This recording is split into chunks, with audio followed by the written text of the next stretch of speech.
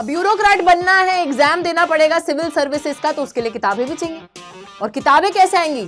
छपनी पड़ेंगी वो किताबें। या जब लोगों के पास इनकम ही नहीं होगी, पैसा ही नहीं होगा, तो किताबें कैसे खरीदेंगे? तो इसी फियर की वजह से लोगों ने, जो पब्लिशर्स थे, उन लोगों ने चीप पेपर बैक एडिशंस को पब्लिश करना चालू कर दिया, जो कि सस्ते होते थे ताकि लोग उनको खरीदते रहे। पर घर का सारा काम जो है उनके सर पर डाल दिया जाता था और काफी एक अन्याय जो है उनके साथ किया जाता था उन्हीं लोगों द्वारा जिनके लिए वो पूरे समय लगी हुई हैं, काम कर रही हैं, जैसे उनके पति हैं, ससुर हैं, सास है। उन्हीं लोगों द्वारा ही उनको कैसे शोषित किया जाता था।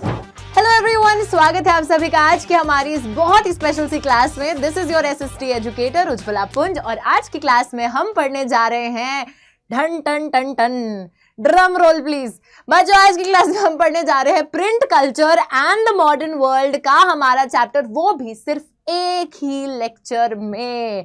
सो आई नो कि सारे के सारे बच्चे इस टाइम पर घबराए पड़े हैं क्योंकि ये चैप्टर जो है हल्का सा लंबा है, हिस्ट्री का ऊपर से चैप्टर है, प्लस समझ में कुछ आ नहीं रहा है। लेकिन यार टेंशन किस बात की है, मैम आ गई है ना, सब समझा देंगे तुमको। तो चलो फटाफट से आज की इस क्लास को चालू कर लेते हैं और प्रिंट कल्चर के बारे में समझ लेते हैं। बच्चों, आज के टाइम पे तुम्हें छपी छपाई किताबें मिलती हैं, इतनी सारी मिलती हैं, तुम फिर भी उनको खरीदते नहीं हो, तुम फिर भी उससे पढ़ते नहीं हो। लेकिन पता है, एक टाइम पर लोगों को ये तक नहीं पता था, पेपर की इन्वेंशन तक नहीं हुई थी। फिर पेपर के बारे में लोगों को पता चला, फिर लोग जो है इतनी मेहनत से छापते थे एक चीज को दूसरे पेपर पर। लेकिन धीरे धीरे जो है ये हैंड प्रिंटिंग की टेक्निक आई, फिर हैंड प्रिंटिंग से मैकेनिकल प्रिंटिंग की टेक्निक आई, और कैसे ये जो टेक्निक्स हैं पहले यूरोप में फैली, फिर इंडिया में फैली, सारी की सारी बातें हम लोग आज की क्लास में करने वाले हैं। तो चलिए फटाफट से स्टार्ट कर लेते हैं without wasting any more time, और फटाफट से यहाँ पर आगे आ जाते हैं और फर्स्ट प्रिंटेड बुक्स की बात कर लेते हैं। बच्चों, जैसे हर चीज चाहे वो कोरोना वायरस हो चाहे कुछ हो, हर चीज ओरिजिनेट कहाँ होती है? चाइना में। उसी सेम तरीके से हमारी जो हैंड प्रिंटिंग की टेक्निक थी, वो टेक्निक भी यहीं पर ओरिजिनेट हुई थी। तो सबसे earliest kind of print technology जो है वो डेवलप हुई थी चाइना, जापान और कोरिया में, जो कि एक हैंड प्रिंटिंग का सिस्टम था। तो यार इसको ना हम हाईलाइट करेंगे, हैंड प्रिंटिंग का सिस्टम कहां पर? चाइना, जापान और कोरिया में। लेकिन सबसे पहले चाइना के अंदर देखो, books in China printed by rubbing the paper from AD 594 and both the sides of the book were folded and stitched. इसको बोला जाता था द चाइनीज अकॉर्डियन बुक। तो यार बेसिकली होता क्या था, जैसे ये ना एक वुड ब्लॉक प्रिंटिंग टेक्निक थी। जैसे सपोज यहां पर एक पेपर है ना, ये पेपर है। अब हम क्या करते थे, जैसे कोई भी एक एनग्रेव्ड चीज होती थी, उभरी हुई जो चीज होती थी, अब वो उभरी हुई चीज क्या लें, जैसे सपोज ये कोम है, कोम को ले लेते हैं, है ना। अब क्या होगा, कोई भी एक उभरी हुई चीज है, सपोज जैसे ये एक चीज है, इसमें सपोज ये जो लेटर्स हैं ये उभरे पड़े हैं, बाहर हैं। जैसे ये अब अभी कंघी है, ये उभरी पड़ी है ना, इसके जो ये ब्रिसल्स हैं। अब इसमें क्या करेंगे, अगर हम इस पे इंक लगा देंगे, इसके उभरे हुए ब्रिसल्स पे इंक लगा देंगे और फिर इसको ऐसे हम पेपर पे ऐसे छापेंगे तो ये ब्रिसल्स छप जाएंगे। उसी सेम तरीके से क्या होता था, जैसे लेटर्स जो है ना वो उभरे पड़े होते थे वुड ब्लॉक्स में, और फिर उसी के ऊपर इंक लगाई जाती थी और फिर पेपर को रब करा जाता था उसके ऊपर, ताकि वो सेम चीज जो है छप जाए। जैसे यार तुम लोग बचपन में करते होगे, सिक्के लेते होगे, सिक्के के ऊपर ऐसे कलर लगा के उसको छापते होगे, पेंट लगा के छापते होगे, सेम वही 1-2 रुपए जो है पेपर पे छप जाता है। सेम उसी तरीके से ना यहाँ पर प्रिंटिंग चालू होती है, ठीक है। तो उसी तरीके से हम देख सकते हैं, सबसे पहली किताब जो कि इस टेक्निक से बनाई गई थी वो थी चाइनीज अकॉर्डियन बुक, और अकॉर्डियन बुक में दोनों ही साइड जो है बुक के उनको फोल्ड करा गया और ऐसे स्टिच कर दिया जाता था, ठीक है। तो इस तरीके से अकॉर्डियन बुक बन गई थी। कैसे? पेपर को रब करके वुड ब्लॉक पे। सुपरबली स्किल्ड क्राफ्ट्समैन को duplicate with remarkable accuracy which was the beauty of calligraphy. अब यार तुमने कैलीग्राफी के बारे में सुना होगा। कैलीग्राफी क्या होती है? It is an art of writing, सुंदर सुंदर लिखावट जो होती है उसकी कला। अब बहुत सारे कैलीग्राफिस्ट होते थे, वो लोग क्या करते थे, अब जैसे एक चीज प्रिंट कर ली है, अब वो लोग उसी सेम चीज को डुप्लीकेट भी कर लेते थे। जैसे तुम लोग एग्जाम में करते हो अपने आगे वाले के आंसर्स को, तो ये लोग भी वही काम करते थे बट बड़ी सुंदरता से। तो इनको अगर जो है जैसे प्रिंट कर लिया गया है एक पेपर पे, तो ये उसको जो है उतार लेते थे बिल्कुल सेम जो है अप्रोप्रिएट उसी प्यारे से तरीके से, ठीक है। आगे चलते हैं। आगे जो है बच्चों हम देखते हैं चाइना के अंदर ही देखो क्या होता है। Imperial state was a major producer of printed material. यानी कि बच्चों जो चाइना में जो राजा महाराजा जो सरकार थी वहां पे बहुत ज्यादा प्रिंट होने लगा मटेरियल। इस टेक्निक के आने के बाद it started conducting the civil service examinations for its bureaucrats and its textbooks were printed in vast numbers. अब होता क्या है, चाइना के अंदर ना नौकरशाही, ब्यूरोक्रेट्स को चूज करने के लिए, गवर्नमेंट ऑफिसर्स को चूज करने के लिए सिविल सर्विसेज के एग्जामिनेशंस को कंडक्ट करवाया जाने लगा। अब यार आपको अगर ब्यूरोक्रेट बनना है, आजकल के टाइम में भी देख लो, यूपीएससी का एग्जाम देना सबसे मुश्किल चीज है कि नहीं? कितना पढ़ना पड़ता है, कितनी किताबें चाहिए, वही वाली चीज है। अब ब्यूरोक्रेट बनना है, एग्जाम देना पड़ेगा सिविल सर्विसेज का, तो उसके लिए किताबें भी चाहिए। और किताबें कैसे आएंगी? छपनी पड़ेंगी वो किताबें। तो वही वाली चीज है कि इन ब्यूरोक्रेट्स की पढ़ाई लिखाई करवाने के लिए टेक्स्ट बुक्स को जो है बहुत ज्यादा प्रिंट किया जाने लगा। Print was no longer confined to scholar officials, और साथ ही साथ मर्चेंट्स भी इस प्रिंटिंग टेक्निक को यूज करने लग गए अपनी ट्रेड इंफॉर्मेशन को कलेक्ट करने के लिए। तो पहले देखा जाता है कि प्रिंटिंग टेक्निक आती है, कौन सी प्रिंटिंग टेक्निक? जहां पर पेपर पे छापा जा रहा था bye rubbing the paper against the wood block surface, और ये छपने की टेक्निक आ गई। उसके बाद हम लोग देखते हैं चाइनीज अकॉर्डियन बुक जो है पहली किताब बन गई। फिर हम आगे चले तो हम देखते हैं कि चाइना में बहुत तेजी से किताबें छपने लगती हैं ब्यूरोक्रेसी को एग्जाम्स के लिए प्रिपेयर कराने के लिए। फिर स्टार्टिंग तक तो क्या होता था कि राजा के दरबार में जो लोग बैठते थे, जो स्कॉलर्स थे, वही सब जो है रिपोर्ट्स वगैरह लिखने के लिए ही प्रिंटिंग टेक्निक का इस्तेमाल किया करते थे। लेकिन धीरे धीरे बच्चों ये टेक्निक जो है हमारे मर्चेंट्स, ट्रेडर्स तक भी पहुंच जाती है, जो कि ट्रेड अकाउंट्स को रिकॉर्ड करने लगते हैं कि उन्होंने किसको पैसा दे रखा है, किससे पैसा वापस आ गया, ऑल ऑफ दोज थिंग्स। तो वो सारी ट्रेड इन्फॉर्मेशन को भी वो लोग रिकॉर्ड करने लगते हैं प्रिंटिंग की मदद लेके। आगे अगर हम देखते हैं यहाँ पर रीडिंग जो है it became a part of the leisure activity. The rich women started publishing their own poetry and plays, and this new reading culture attracted new technology. धीरे धीरे यार, पहले तो अब वही है ना कि कोई चीज एग्जिस्ट ही नहीं करती तो उसकी डिमांड कैसे हो सकती है? अब वो चीज एग्जिस्ट करती है, अब चीजें छपने लग गई हैं, तो ऑब्वियसली अब उसकी डिमांड भी डेवलप हो गई। तो लोगों के लिए ना एक लेजर एक्टिविटी थी कि लोग आराम से बैठे हैं तो वो पढ़ रहे हैं। रीडिंग एक लेजर एक्टिविटी बन गई कि आराम मिल रहा है लोगों को रीडिंग से। तुम्हें नहीं मिलता है मुझे पता है, पर लोगों को मिल रहा था। और जो अमीर औरतें थी वो लोग भी अपनी खुद की पोएट्रीज, प्लेज ये सब लिखने लग जाती हैं। ये जो नया एक रीडिंग कल्चर डेवलप हो रहा था, ये जो एक नई पढ़ने लिखने की संस्कृति डेवलप हो रही थी, तो इसी कल्चर की वजह से बच्चों, अब ऑब्वियस सी बात है कि कल्चर डेवलप हो रहा है तो डिमांड बढ़ेगी बुक्स की। डिमांड बढ़ेगी तो उसके लिए आपको कोई ऐसी तकनीक चाहिए होगी जिससे कि और तेजी से किताबें छप सकें। तो उसकी वजह से एक नई टेक्नोलॉजी को भी अट्रैक्ट करा इस रीडिंग कल्चर ने। लेट 19th सेंचुरी में हम लोग देखते हैं the western printing techniques and the mechanical presses were imported. और धीरे धीरे बच्चों, अभी तो देखो हाथ से जो है छपाई हो रही है, लेकिन धीरे धीरे जो है इन्हीं सब कल्चर के डेवलप होने से बाहर से जो है western printing techniques, western printing press, mechanical press जो होगी, जो मशीन से फटाफट से चीजों को छापने लगेगी, वो भी चाइना में आ जाती है। शंघाई जो है वो हब बन गया नए प्रिंट कल्चर का, catering to the western style schools. तो शंघाई के अंदर वेस्टर्न स्टाइल स्कूल्स बन जाते हैं। From hand printing there was now a gradual shift to mechanical printing. अभी मैकेनिकल प्रिंटिंग की टेंशन मत लो, ठीक है, बस इतना याद रखो कि शंघाई हब बन गया है प्रिंटिंग का, नए स्टाइल की प्रिंटिंग का। और उसी के साथ साथ यहाँ पर अब धीरे धीरे चाइना के अंदर भी मैकेनिकल प्रिंटिंग प्रेस आएगी, बाहर से आएगी। बड़ी अच्छी चीज है, ध्यान रखना, चाइना के अंदर हैंड प्रिंटिंग सबसे पहले चालू हुई है वर्ल्ड में। ये हैंड प्रिंटिंग टेक्निक अभी जाएगी बाहर, यूरोप तक पहुंचेगी, फिर बाहर से मैकेनिकल प्रेस डेवलप होगी और फिर वो मैकेनिकल प्रेस चाइना में आएगी। तो इस तरीके से, ठीक है, चीजें डेवलप होंगी। अब चाइना के बाद बच्चों चलते हैं जापान में। फिर जो है प्रिंट कल्चर जापान में गया। कैसे गया? देखो, Buddhist missionaries from China introduced the hand printing technology into Japan around AD 768 to 770। अब बुद्धिस्ट मिशनरीज जो चाइना से जापान में गए, यानी कि बच्चों मिशनरीज कौन होते हैं? जो लोग अपने धर्म को, अपने कल्चर को स्प्रेड करने के लिए जाते हैं, फैलाने के लिए जाते हैं। तो ये लोग चाइना से जापान में जाते हैं, और जापान में अपने अकेले नहीं जाते, अपने साथ ये वुड ब्लॉक प्रिंटिंग टेक्निक को भी लेकर जाते हैं, ठीक है। तो ये जो टेक्नोलॉजी थी हैंड प्रिंटिंग की, ये लोग जापान में इंट्रोड्यूस करते हैं। और याद रखिएगा, बहुत ही इंपॉर्टेंट है, सबसे पहली जापानीज बुक जो प्रिंट करी जाती है कौन सी है? वो है Buddhist diamond Sutra. Buddhist diamond Sutra is the oldest Japanese book. अरे चल जा भाई। हाँ, सिंपल सी बात है बच्चों, अगर ये बोला जाए कि प्रिंटिंग टेक्निक से सबसे पुरानी बुक कौन सी प्रिंट हुई थी, तो वो थी अकॉर्डियन बुक।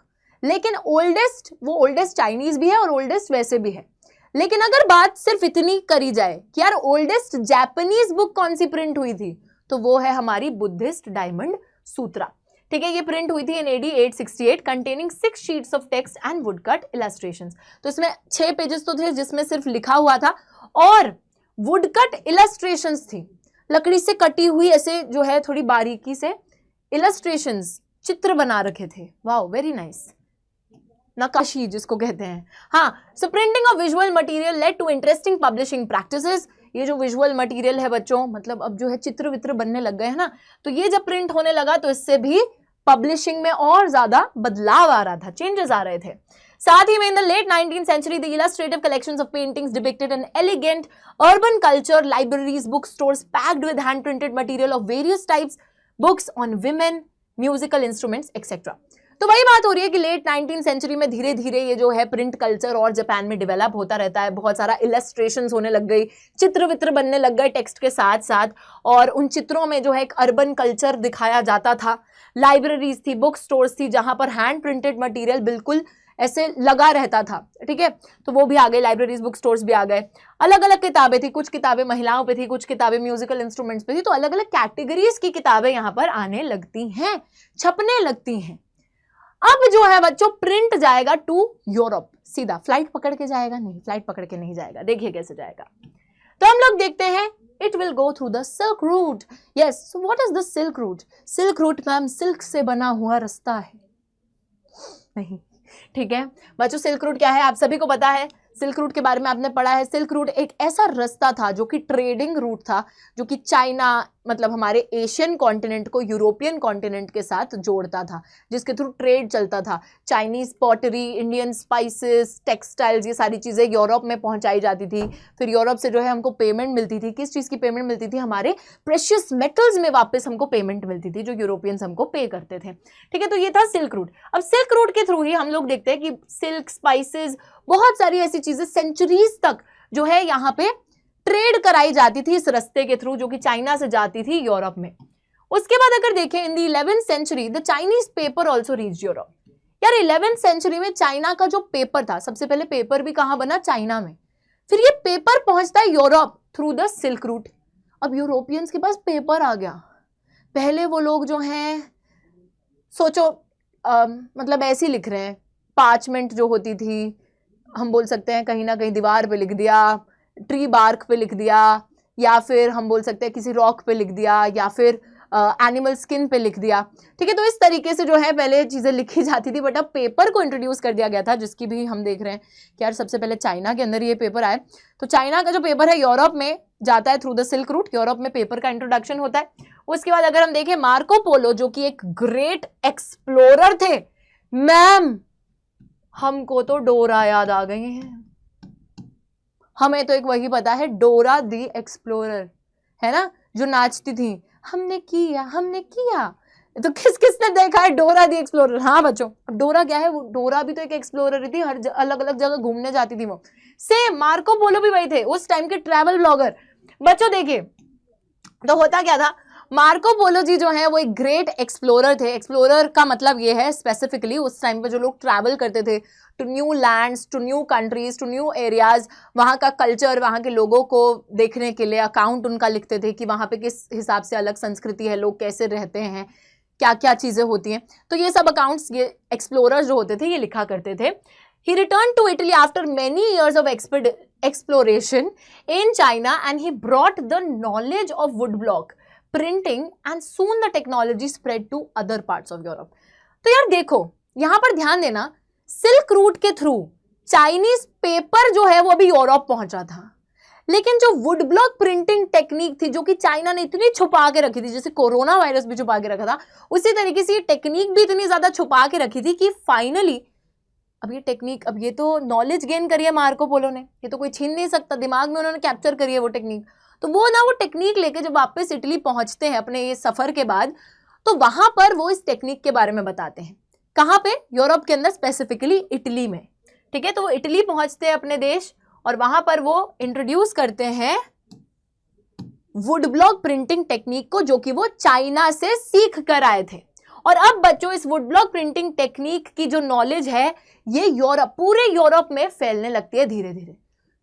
आई होप यहां तक आप लोगों को बिल्कुल बात समझ में आई है। बिल्कुल टेंशन लेनी नहीं है यार, कितना प्यारा चैप्टर है। देखो सिंपली जो है, चाइना के अंदर would block printing technique originate हुई। सबसे पहली प्रिंटेड बुक कौन सी थी? Accordion book. धीरे धीरे हमने देखा चाइना में कैसे जो है चीज़ें छपने लगती हैं। ब्यूरोक्रेसी के एग्जाम, सिविल सर्विसेज एग्जामिनेशन के लिए किताबें छपती हैं। मर्चेंट्स भी रिकॉर्ड करने के लिए प्रिंट कल्चर को यूज़ करते हैं। ठीक है, धीरे धीरे लेजर एक्टिविटी बन जाता है रीडिंग, जिसकी वजह से नई टेक्नोलॉजी को अट्रैक्ट किया जाता है। ऑल राइट, फिर जो है ये टेक्निक चली जाती है जापान में। बुद्धिस्ट मिशनरीज इसको लेकर जाते हैं, वहां पे सबसे पहली बुक छपी बुद्धिस्ट डायमंड सूत्र। ठीक है, उसके बाद जापान में हमने पूरा का पूरा प्रोसेस देख लिया, वहां पे क्या हो रहा है। अब जो है मार्को पोलो जी चाइना में सीख कर ये टेक्निक पहुंच गए इटली। इटली में उन्होंने इंट्रोड्यूस करी और धीरे धीरे टेक्निक पूरे यूरोप में फैल गई। लेकिन इस टेक्निक से पहले पेपर भी चाइना का इंट्रोड्यूस हुआ था through the silk route in Europe. Paper भी आ गया है, टेक्निक भी आ गई है, तो चलो यार छापना शुरू करते हैं, है ना। जल्दी से देखेंगे क्या होता है फिर। Luxury editions were still handwritten or on very expensive vellum, meant for the aristocratic circles, and rich monastic libraries scoffed at printed books as cheap vulgarities. Yes guys, very easy it is. तो समझेगा। अभी भी क्या हो रहा था कि जो अमीर लोग थे वो कह रहे थे यार प्रिंटेड मटेरियल सो चीप, कितना सस्ता, कितना जुगाड़ू, कितना घटिया काम है। उनको बिल्कुल अच्छा नहीं लग रहा था। वो कह रहे थे कि हमें प्रिंटेड मटेरियल इस तरीके से चाहिए ही नहीं, हमें तो अभी भी चाहिए वेलम। वेलम क्या होता है? एनिमल स्किन के ऊपर लिखा हुआ मटेरियल चाहिए, जो कि महंगा है, जिसको लिखने में मेहनत लगेगी, जो कि एक्सपेंसिव है। तो वो एक्सपेंसिव वेलम के ऊपर अभी भी जो है चीज़ों को छापना ज़्यादा बेटर मानते थे। और ये जो नया जो प्रिंट कल्चर आ रहा था वो उनको हैंड प्रिंटिंग वगैरह ये सब उनको काफ़ी चीप लगता था, काफ़ी घटिया लगता था, सस्ता लगता था, तो पसंद नहीं था। मर्चेंट्स एंड स्टूडेंट्स जो कि यूनिवर्सिटी में थे, मर्चेंट्स जो अपने ट्रेड अकाउंट्स वगैरह रिकॉर्ड करते थे, they brought the cheap printed copies. अब यार अमीर लोगों की तो बातें छोड़ दो, जो अरिस्टोक्रेसी थी, जो नोबिलिटी थी, उनके तो चोंचले ही अलग हैं। लेकिन हमारे जो मर्चेंट्स और जो बच्चे थे जो कि स्कूल में पढ़ रहे थे, जो कि यूनिवर्सिटीज़ में पढ़ रहे थे, वो लोग तो सस्ती चीज़ें ही खरीदते थे। उन लोगों को सस्ती किताबें, सस्ता प्रिंटेड मटेरियल ही चाहिए था, क्योंकि एक स्टूडेंट लाइफ में आप क्या ही अफोर्ड कर सकते हो, और एक नॉर्मल गरीब मिडिल क्लास इंसान वो क्या ही अफोर्ड कर सकता है। वो थोड़ी कहेगा मुझे वेलम पे लिखा हुआ चाहिए, नहीं, वो कह रहे हैं हमें चीप प्रिंटेड मटेरियल भी चलेगा। तो वही सब चीजें हो रही थी। स्क्राइब्स थे, स्किल्ड हैंड राइटर्स थे, they were no longer solely employed by the wealthy और influential patrons, but increasingly by the book sellers as well. More than 50 scribes worked for one bookseller at once.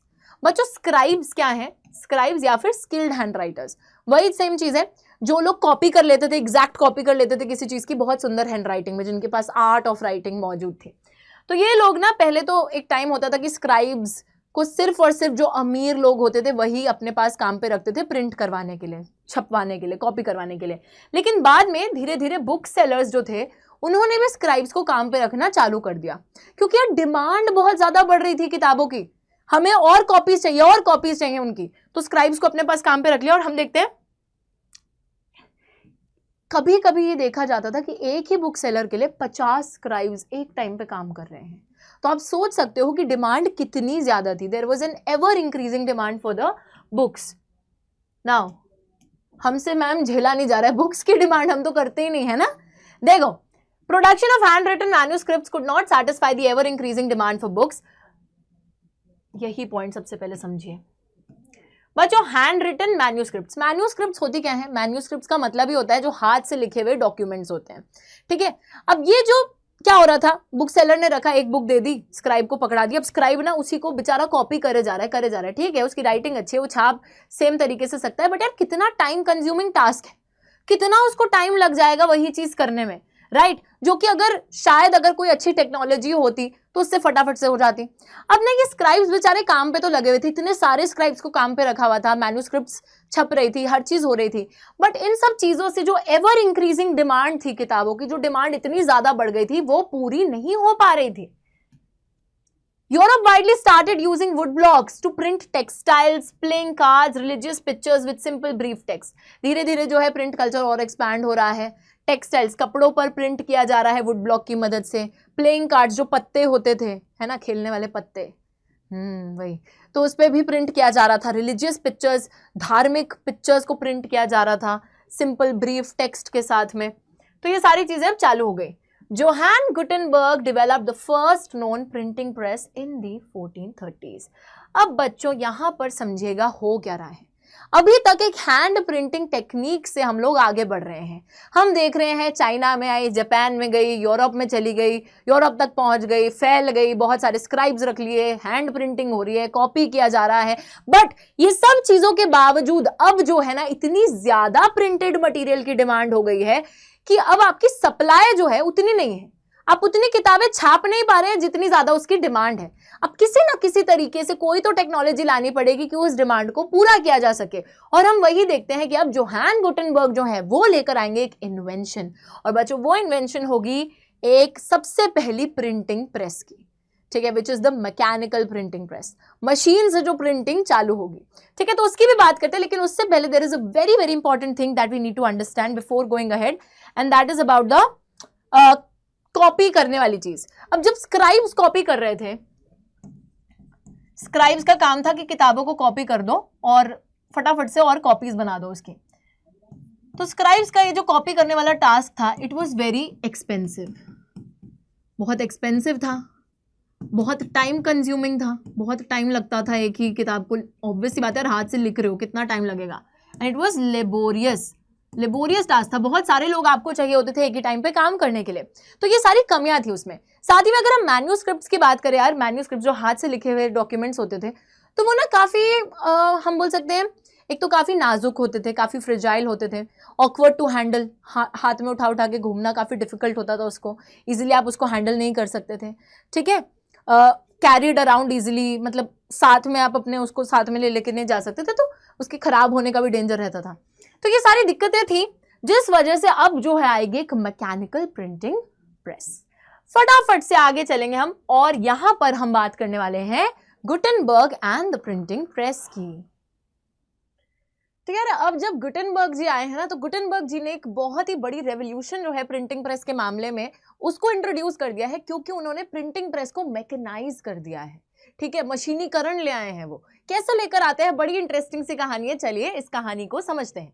तो Gutenberg जो थे, उनका background समझना काफी ज्यादा जरूरी है कि बचपन में उनकी जैसी अपब्रिंगिंग रही, उन्होंने आसपास जो अपने चीजें देखी, उन्हीं चीजों को उन्होंने अडेप्ट करके प्रिंटिंग प्रेस की इन्वेंशन करी है। देखिए कैसे। He was the son of a merchant and he grew up on a large agricultural estate. तो मर्चेंट के बेटे थे और एक बहुत बड़े एग्रीकल्चरल एस्टेट पे जो है वो बड़े हुए थे। उन्होंने अपने चाइल्डहुड से ही वाइन और ऑलिव प्रेसेस देखी थी। बच्चों वाइन एंड ऑलिव प्रेसेस यानी कि जहाँ पे वाइन बनाने के लिए ऑलिव वगैरह उन सबको प्रेस करा जाता है, दबाया जाता है उनका ऑयल निकालने के लिए। सो वो सारी चीजें उन्होंने अपने आसपास देख रखी थी। साथ ही में the first printed book with the new system was the Bible. तो यार ये तो बड़ी आगे की कहानी हो गई, पहले इसको समझते हैं। तो देखिए इन्होंने ना, ये गोल्ड स्मिथ भी थे। गोल्ड स्मिथ होने का मतलब है कि एक सुनार भी थे, और सुनार क्योंकि थे तो इनके पास वो आर्ट था कि इनको पत्थरों को कार्व करना आता था, इनको जो है सांचे बनाना आता था, मोल्ड्स बनाने आते थे। तो जैसे मैं आपको एक एग्जांपल देती हूँ, सपोज मोल्ड क्या होता है, हाँ, जैसे ये एक मैंने ढक्कन खोला है, अब इसमें ना एक आउटर स्पेस है, तो क्या होगा अगर मैं यहाँ पे जैसे क्ले वगैरह कोई चीज जैसे भर दूं, हाँ, और फिर मैं इसको निकालूं, तो वो उसी शेप में बाहर निकल कर आएगा, राइट। तो उसी हिसाब से मोल्ड्स होते थे। मोल्ड्स यानी कि जिसमें आप कुछ सामान डालो और वो फिर उसी मोल्ड के शेप से बाहर निकल कर आएंगे। जैसे आपने बचपन में क्ले खेला होगा, उसके साथ वो छोटे छोटे मोल्ड्स आते थे, स्टार वाला मोल्ड आता था, है ना, एक सर्कल वाला मोल्ड आता था, शेप्स आते थे, तो उसी में आप जब वो क्ले डालते थे तो वो उसी शेप का निकल कर आता था।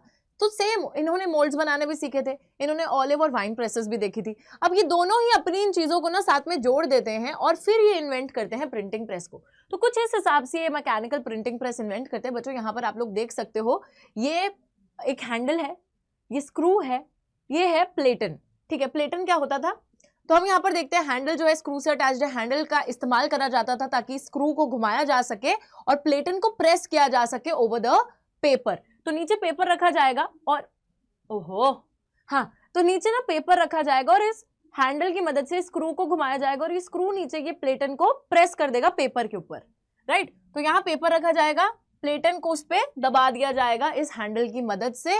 अब देखिए ये जो प्लेटन होता था ना, इस प्लेटन में ही सांचा होता था। सांचा जैसे कि सपोज मैं बोल रही हूँ कि एक पर्टिकुलर ऐसे प्लेटन में ही सांचा है, यहाँ पर लेटर्स होते थे जैसे ABCDEFGH, ठीक है, तो सारे लेटर्स हैं। अब क्या है, एक बड़ी अच्छी टेक्निक थी कि आप इन लेटर्स को ना, मतलब ये लेटर्स मूवेबल लेटर्स थे, तो आपको जो भी वर्ड प्रिंट करना है, सपोज हो सकता है कि मैं यहाँ पे लिखना चाहती हूँ इफ यू आर अप, ठीक है, फॉर डिनर। अब ये तो बिल्कुल ही मतलब वो वाला सवाल हो गया, लेकिन जो भी है, मतलब मैं सपोज ये चीज प्रिंट करना चाहती हूँ, वो ये प्रिंट नहीं करना चाहते थे, ठीक है। तो बच्चों ये वाली जो चीज है ना, सपोज हम क्या करेंगे, इन्हीं लेटर्स को रीअरेंज करके ये वाला पर्टिकुलर सेंटेंस बनाएंगे और फिर इस सेंटेंस पे इंक लगाई जाएगी और फिर उससे जो है प्रिंट कर दिया जाएगा। सो ये जो है हल्का सा मशीनीकरण यहाँ पर हमको देखने को मिल रहा है गुटेनबर्ग जी की प्रिंटिंग प्रेस द्वारा, जहां पर ये प्लेटन, स्क्रू और हैंडल की मदद से जो है प्रिंट किया जा रहा है। मूवेबल लेटर्स है, सांचे हैं, उनमें जो है एक तरीके से इंक लगा दी जाती है और फिर उसको दबा दिया जाता है नीचे, वो चीज प्रिंट हो जाती है, ठीक है। तो इस तरीके से प्रिंट हुआ करता था। सबसे पहली बुक जो इन्होंने प्रिंट करी इस अपनी नई टेक्नोलॉजी से, वो कौन सी थी? वो थी द बाइबल। याद रखिएगा कि बाइबल सबसे पहली किताब प्रिंट करी गई थी इस पर्टिकुलर तकनीक से। With the adoption of this new technology, the existing art of producing books by hand was not entirely displaced. Books printed for the rich left blank space for decoration on the printed page. In the 100 years between 1450 and 1550, printing presses were set up in most countries of Europe. The shift from hand printing to mechanized printing led to the print revolution. अच्छा, अब ऐसा नहीं था कि पूरे की पूरी चीज मैकेनाइज हो चुकी थी, कि हर चीज जो है इसी से प्रिंट करी जा रही थी और कुछ किताबों में एडिशन ही नहीं किया जा रहा था। It was not the case.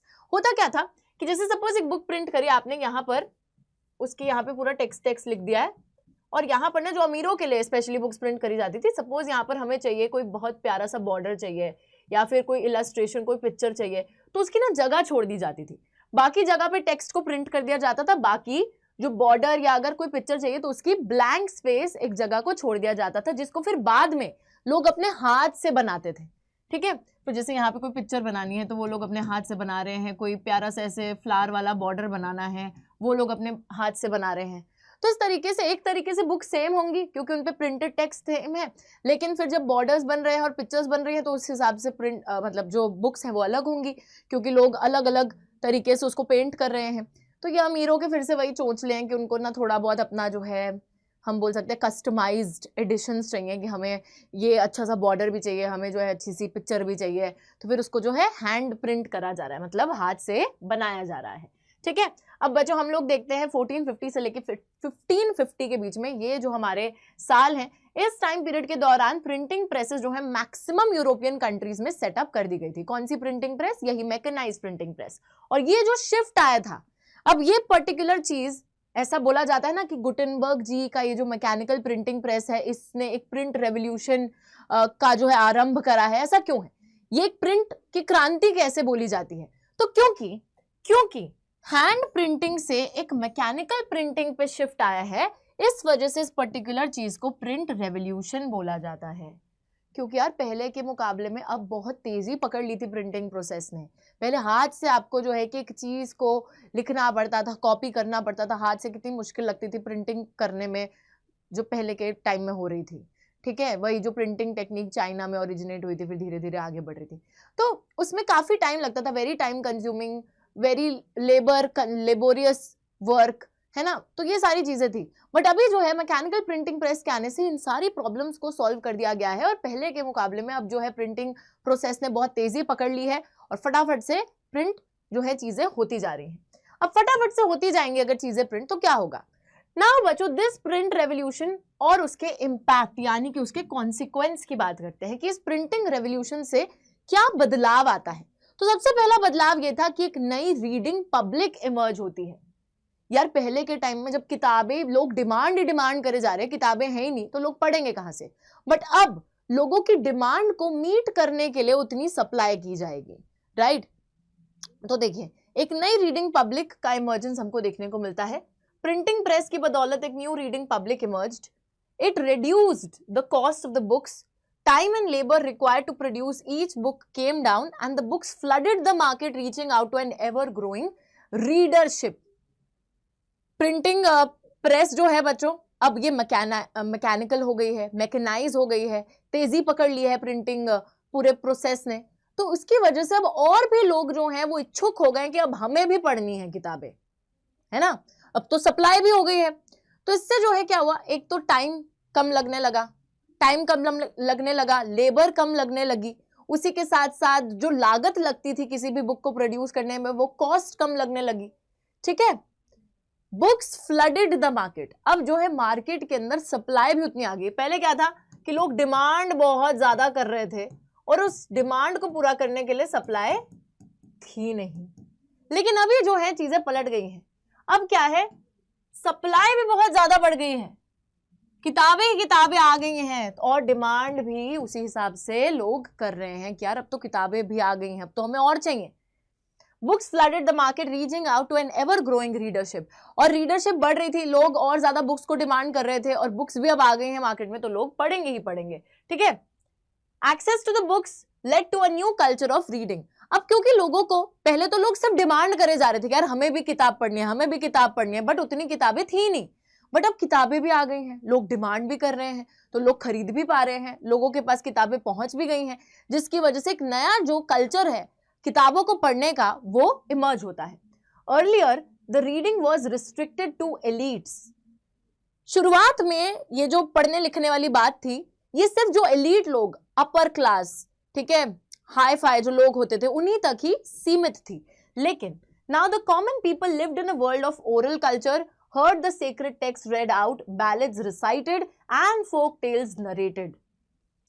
और बच्चों जो यहाँ पर कॉमन लोग होते थे, क्योंकि there were a lot of people who were illiterate, जिनको पढ़ना लिखना ही नहीं आता था, है ना, वो पढ़ ही नहीं पाते थे, तो वो तो कैसे ही पढ़ेंगे।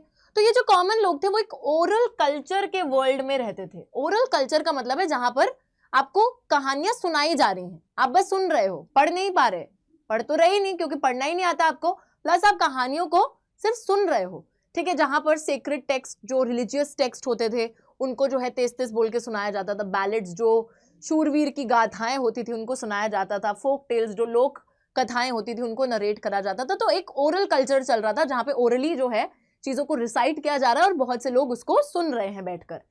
तो एक हियरिंग पब्लिक थी पहले, अब एक रीडिंग पब्लिक में वो कन्वर्ट हो रही थी। प्रॉब्लम इस ट्रांजिशन में ये थी कि the rates of literacy in most European countries were very low till the 20th century. तो यार पहले ना क्या है कि मतलब एक दो ही किताबें हैं, मैं बैठ गई, बहुत सारे लोगों को मैंने अपने सामने बिठा लिया, मुझे पढ़ना आता है, मैंने पढ़ना चालू कर दिया, लोगों ने भी वो कहानियां सुन ली और लोग अपने घर को चले गए। तो एक हियरिंग पब्लिक थी, एक ओरल कल्चर था। बट अब क्योंकि सबके पास बुक्स का एक्सेस आ गया है, बुक्स बहुत ज्यादा मार्केट में आ गई हैं, तो अब लोगों के पास एक पहुंच जो है वो आ गई है किताबों तक। किताबों तक पहुंच तो आ गई है, लेकिन फिर भी एक प्रॉब्लम है। वो प्रॉब्लम यह है कि बहुत से लोग अनपढ़ हैं। आपको पता है कि यार किताब तो आ गई है, किताब को आप खरीदोगे तभी ना जब आपको पढ़ना आता होगा, बट आपको पढ़ना ही नहीं आता, तो फिर क्या होगा।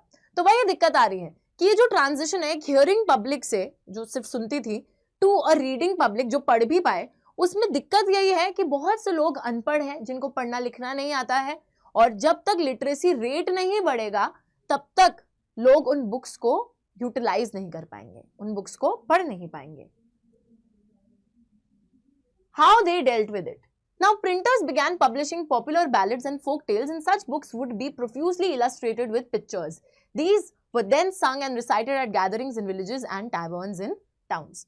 तो वही बात की जा रही है यहाँ पर बच्चों, एक तरीके से बताया जा रहा है कि अब जो लोग थे जो प्रिंट करते थे किताबों को, उन्हें भी पता था कि यार हम किताबें प्रिंट तो कर रहे हैं, लेकिन अभी भी एक बहुत बड़ा हिस्सा जो है सोसाइटी का वो ऐसा है जिसको पढ़ना लिखना नहीं आता है।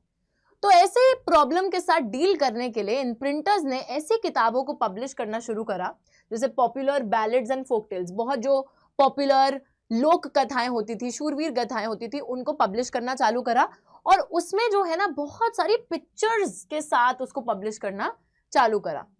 यार एक इंसान पढ़ना नहीं जानता, लेकिन पिक्चर्स के थ्रू तो वो समझ सकता है ना कि क्या कहानी है, पिक्चर्स के थ्रू उसको बहुत सारी चीजें समझ में आ सकती हैं।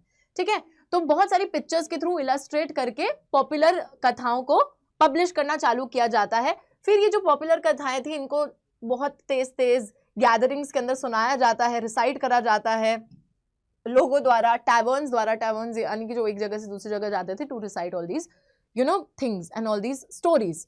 ठीक है, समझ में आई है बात। तो यहाँ पर एक न्यू रीडिंग पब्लिक इमर्ज होती है। इनिशियली हम देखते हैं कि सिर्फ एलीट जो लोग होते थे, जो सिर्फ अपर क्लास, अपर सोसाइटी के लोग होते थे, उन्हीं तक रीडिंग जो है रिस्ट्रिक्टेड थी, लेकिन और कॉमन लोग जो है वो सिर्फ ऐसे ओरल कल्चर के थ्रू ही उनका गुजारा चल रहा था, जहां पर बहुत बड़ी बड़ी गैदरिंग्स में कहानियां सुना दी जाती थी। बट अब क्योंकि किताबें आ गई हैं तो सबके पास एक्सेस पहुंच गया, लेकिन फिर भी एक दिक्कत है कि बहुत से लोग अनपढ़ हैं जो कि उन किताबों को पढ़ नहीं सकते, जिसके साथ डील करने के लिए किताबों के अंदर बहुत सारी पिक्चर्स वगैरह के साथ इलस्ट्रेट किया जाने लगा, ताकि अनपढ़ लोग भी कहानियों को समझ सके। और फिर इन किताबों को जो है बड़ी बड़ी गैदरिंग्स में रिसाइट करा जाता था, सुनाया जाता था, ताकि बहुत बड़े बड़े गैदरिंग्स तक भी जो है कहानियां पहुंच सके। ठीक है, चलिए, religious debates and the fear of print, बहुत ही इंटरेस्टिंग टॉपिक है। अब बच्चों होता क्या है, प्रिंट कल्चर बहुत फैल गया है, किताबें बहुत ज्यादा आ गई हैं मार्केट में, लेकिन अब जो है ना एक रिलीजियस डिबेट चलेंगी। रिलीजियस डिबेट का मतलब है कि धर्म के नाम पर अब जो है बहस होगी, एंड एक फियर ऑफ प्रिंट हमको देखने को मिलेगा। कुछ लोग डर रहे हैं इस प्रिंट कल्चर के फैलने से, इन किताबों के आने से। क्यों है ऐसा, चलिए देखते हैं। तो प्रिंट के आने से एक new world of debate and discussion emerge होता है। Not everyone welcome the printed book, and those who also did had fears about it. Fear was that if there was no control over what was printed and read, then rebellious and irreligious thoughts might spread. The authority of valuable literature would be destroyed. तो यार क्योंकि इतना ज्यादा printed material अब circulate होने लगा है, इतनी ज्यादा किताबें जो हैं वो लोगों के पास आ गई हैं, तो अब लोग जब पढ़ेंगे, लोगों का जो दिमाग है वो और विकसित होगा, लोग और थॉट्स और ज्यादा आइडियाज को पढ़ पाएंगे, लोगों की सोच और आगे बढ़ेगी, लोग अलग अलग तरीके से सोचने लगेंगे जैसे वो शायद पहले नहीं सोचा करते थे। तो इससे एक डिबेट और डिस्कशन का माहौल भी क्रिएट होगा। लाइक जब आप पढ़े लिखे नहीं हो तो आप किसी भी टॉपिक पे क्या डिबेट कर सकते हो? क्या आप उसके प्रोज एंड कॉन्स बता सकते हो? नहीं बता सकते। It's only when you read a lot, it's only when you learn a lot that you are able to, क्योंकि आपका फिर दिमाग जो है ना धीरे धीरे पढ़ाई लिखाई से क्या होता है, विकसित होता है, और ज्यादा सोच पाता है और ज्यादा क्वेश्चन कर पाता है। That is the main idea behind studying something. और वही चीज है कि यहाँ पर जब लोग पढ़ने लिखने लगेंगे तो उनका दिमाग और ज्यादा विकसित होगा, वो लोग जो है डिबेट डिस्कशन कर पाएंगे, और वो सोचने लगेंगे कि यार जो चीजें ऑलरेडी एग्जिस्ट कर रही हैं वो क्यों कर रही हैं, क्वेश्चन करने लगेंगे। ठीक है, रैशनल हो जाएंगे लोग, किसी भी चीज को टेकन फॉर ग्रांटेड नहीं लेंगे, उसके पीछे जो है लॉजिक जानने की कोशिश करेंगे। So that is what started happening. But हर किसी ने इस प्रिंटेड कल्चर, इस प्रिंट कल्चर को खुद से ऐसे स्वागत नहीं करा कि हाँ हाँ बहुत अच्छी चीज हो रही है। कुछ लोगों को काफी डर लगता था इस प्रिंट कल्चर के फैलने से। डर ये था कि अगर इस चीज पे कोई कंट्रोल नहीं किया जाएगा कि क्या प्रिंट हो रहा है, तो रिबेलियस और इररिलीजियस थॉट्स फैलने लगेंगे। बहुत से लोग जो एग्जिस्टिंग अथॉरिटीज हैं, जो एग्जिस्टिंग रिलीजियस चीजें हैं, उनके खिलाफ जाने लगेंगे। ठीक है, ये सब डर लगने लगा था। अब किसको डर लगेगा यार? जो लोग, अब जैसे जो रिलीजियस लोग हैं, पंडित वगैरह है ना, तो उनको लगेगा कि यार अब लोग तो धर्म के ऊपर सवाल उठाने लगेंगे। ठीक है, तो उनको डर लग रहा था। या फिर जो मोनार्क्स थे, जो मोनार्की थी, उनको लग रहा था कि यार अब तो लोगों के अंदर ना ऐसे आइडियाज फैलने लगेंगे कि मोनार्की एज अ सिस्टम ये तो ठीक नहीं है, डेमोक्रेसी वगैरह के आइडियाज लोगों के पास आएंगे, वो हमारे खिलाफ रिबेलियस बन जाएंगे, बागी बन जाएंगे, सरकार को बदलना चाहेंगे। सो भाई all of the people who were in a position of power, they were fearful about this printed culture, क्योंकि उनको लग रहा था कि अब हमारी पावर पे, अब हमारी अथॉरिटी पे खतरा मंडराने लग जाएगा। ठीक है, और ये लोग ये भी कह रहे थे कि जो वैल्यूएबल लिटरेचर है, यानी कि जो सेक्रेड टेक्स्ट हैं, जो रिलीजियस टेक्स्ट होते हैं, वो भी डिस्ट्रॉय हो जाएंगे। कौन डर रहा था? वही वाली बात है, अभी मैंने आपको बताया भी। तो 1517 में the religious reformer Martin Luther wrote 95 theses criticizing many of the practices and rituals of the Roman Catholic Church. His textbook printed copy led to a division within the church and the beginning of the Protestant Reformation. Deeply grateful to the print, Luther said that printing is the ultimate gift of God and the greatest one. तो यहाँ पर बच्चा, आप शायद लोगों को नहीं पता है, एक सेकेंड, मार्टिन लूथर पे जाने से पहले एक बार यहाँ तक आए, होप आप लोगों को बात समझ में आ गई है कि प्रिंट जो कल्चर है ये फैल रहा है, किताबें बहुत ज़्यादा आ गई हैं जिसकी वजह से लोगों के दिमाग विकसित हो रहे हैं, लोग क्वेश्चन करने लगे हैं, रैशनल हो गए हैं। तो ये सब कल्चर फैलने की वजह से हम लोग देख पा रहे हैं कि एक डिबेट और डिस्कशन का वातावरण जो है वो क्रिएट हो गया है, लेकिन हर कोई इसको वेलकम नहीं कर रहा है। कुछ लोग इससे डर रहे हैं क्योंकि उनको लग रहा है कि हमारे जो अथॉरिटी है उस पर खतरा आ सकता है, लोग इसको क्वेश्चन कर सकते हैं। मेजरली डर कौन रहा है? जो लोग पावरफुल पोजिशंस में है, ठीक है, जिनके पास पावर है या फिर जो रिलीजन से रिलेटेड है, उनको लग रहा है कि हमारे रिलीजन पे खतरा बन सकता है। तो ये वाली चीज हो गई। अब जो है ना एक बड़ा इंटरेस्टिंग किस्सा हम यहाँ पर पढ़ रहे हैं, जो अभी हमने रीड भी करा कि 1517 में एक रिलीजियस रिफॉर्मर कौन होते हैं? जो बदलाव लाना चाहते हैं, ठीक है। तो इन रिफॉर्मर का नाम था मार्टिन लूथर, और इन्होंने बच्चों एक किताब लिखी जिसका नाम था 95 थीसिस। इस पर्टिकुलर चीज के अंदर इन्होंने क्रिटिसाइज करी many of the practices and rituals of the Roman Catholic Church। अब आप सभी को पता है कि क्रिश्चियन रिलीजन के अंदर,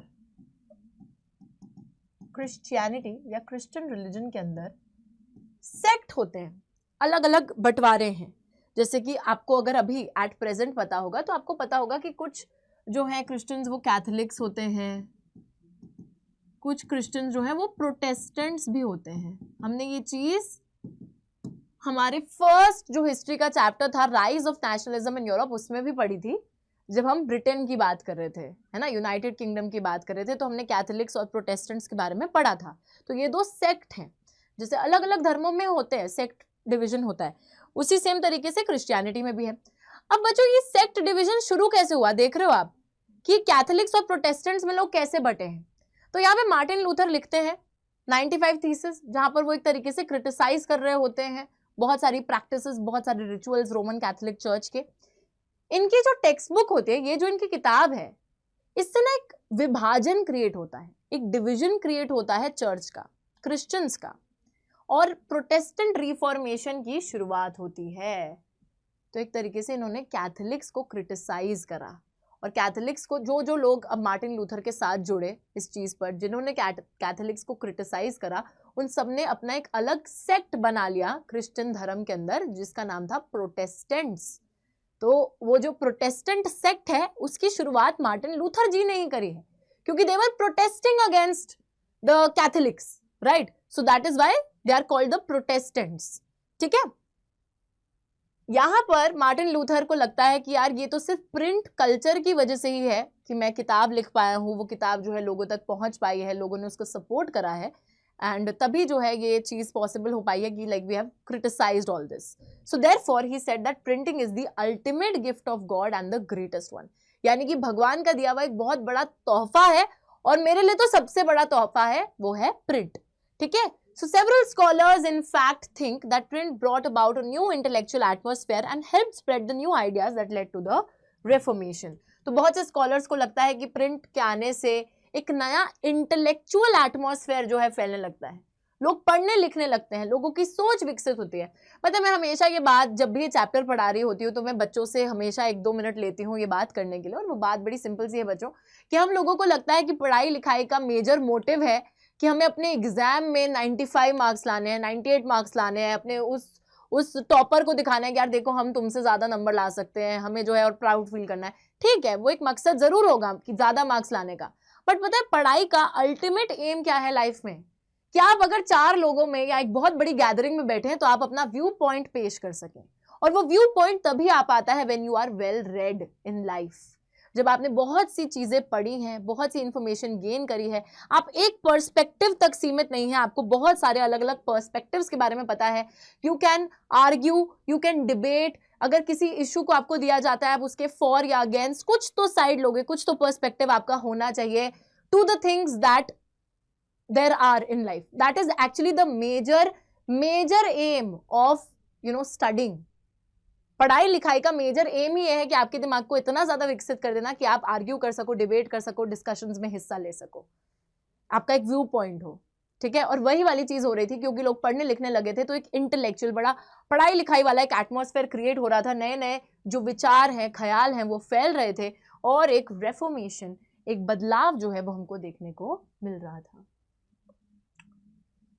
प्रिंट एंड डिसेंट। डिसेंट क्या होता है? किसी चीज के खिलाफ जाना। कौन खिलाफ जा रहा था, किसके खिलाफ जा रहा था? देखो, in the 16th century, Minocchio, who was a miller in Italy, began to read books that were available in his locality.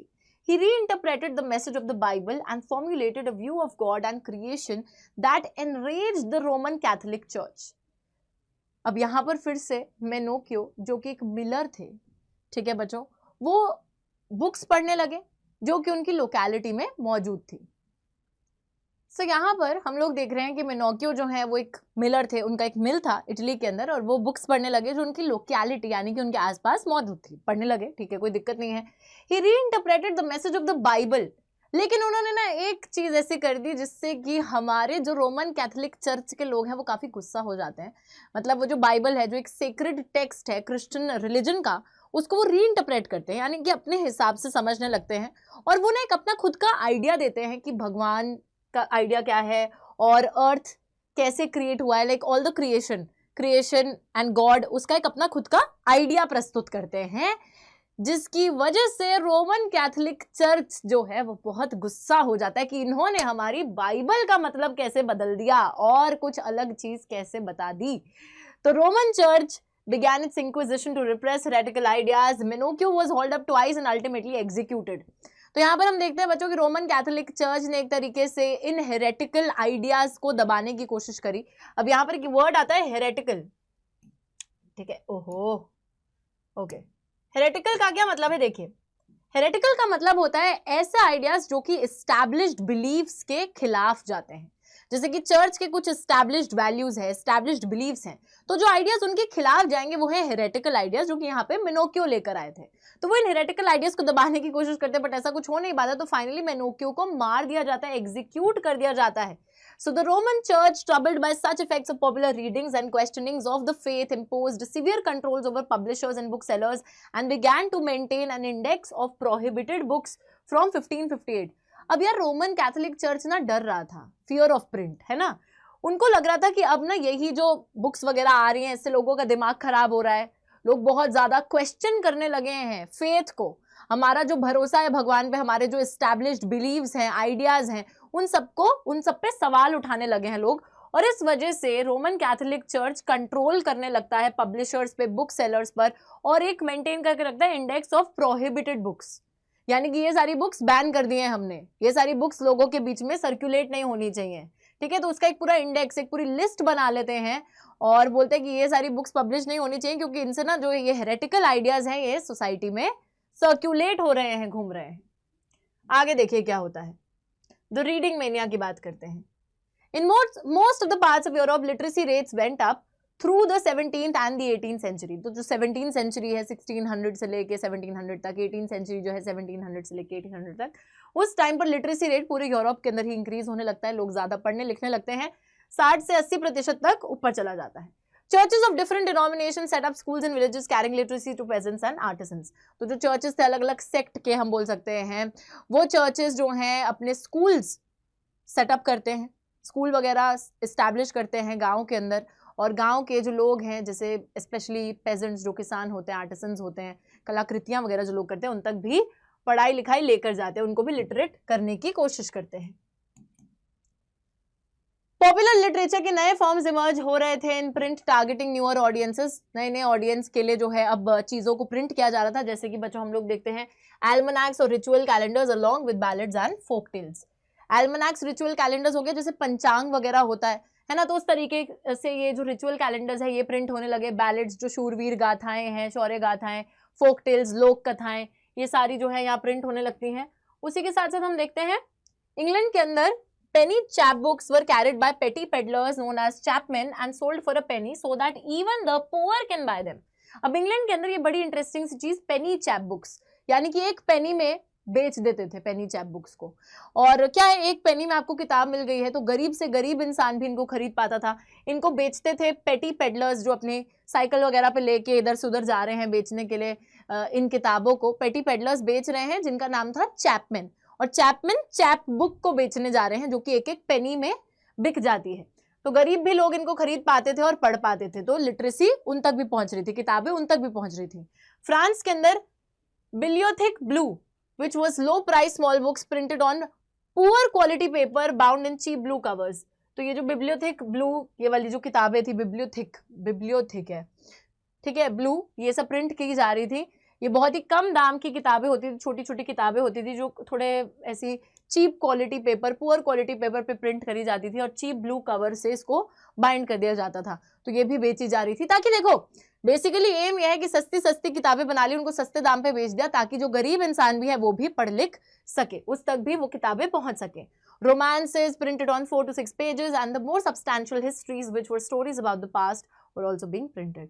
तो romances 4 से 6 पेजेस में, histories जो कि stories about the past, historical books, ये सब चीजें जो है प्रिंट की जा रही थी.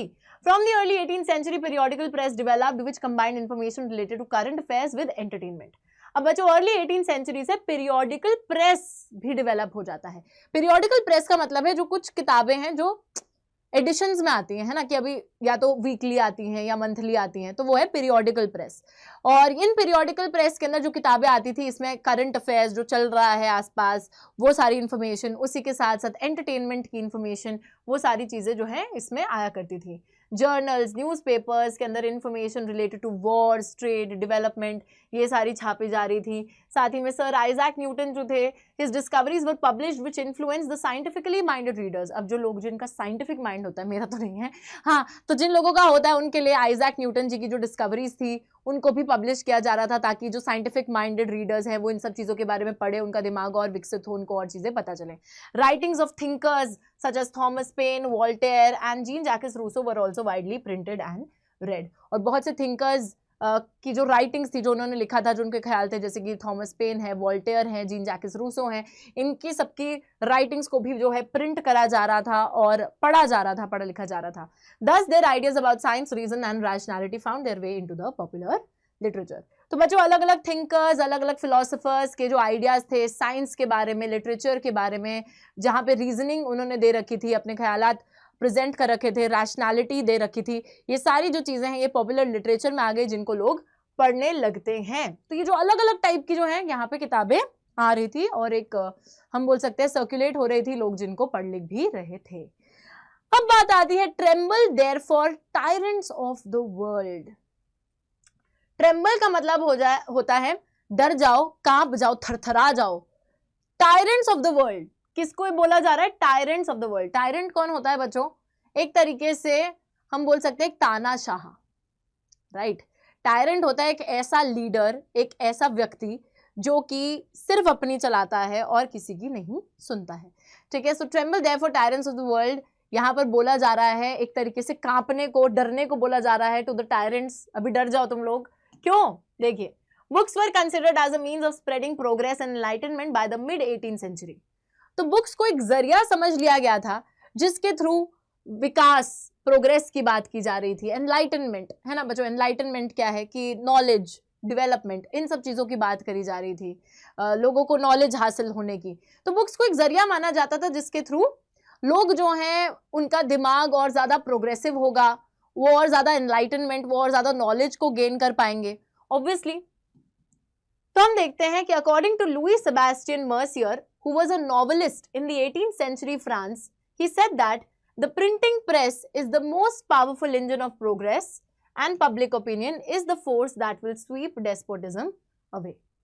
तो लुई सेबेस्टियन मर्सियर नॉवेलिस्ट थे, नॉवल लिखते थे, और उन्होंने ये बात बोली कि प्रिंटिंग प्रेस, ये जो प्रिंटिंग प्रेस आई है ना, ये एक पावरफुल इंजन है ऑफ प्रोग्रेस. इंजन क्या होता है? इंजन वही चीज होती है ना जो एक आगे लेके जाती है आपको. तो वही बोला जा रहा है कि इंजन है ऑफ प्रोग्रेस, यानी कि जितने ज्यादा लोग जो हैं किताबों को पढ़ेंगे लिखेंगे, उतना ही ज्यादा जो है लोग प्रोग्रेस की तरफ, विकास की तरफ जाएंगे. साथ ही में public opinion is the force that will sweep despotism away. और जब लोगों की एक ओपिनियन फॉर्मुलेट होगी तो लोग जो है डेस्पोटिज्म को हटाएंगे.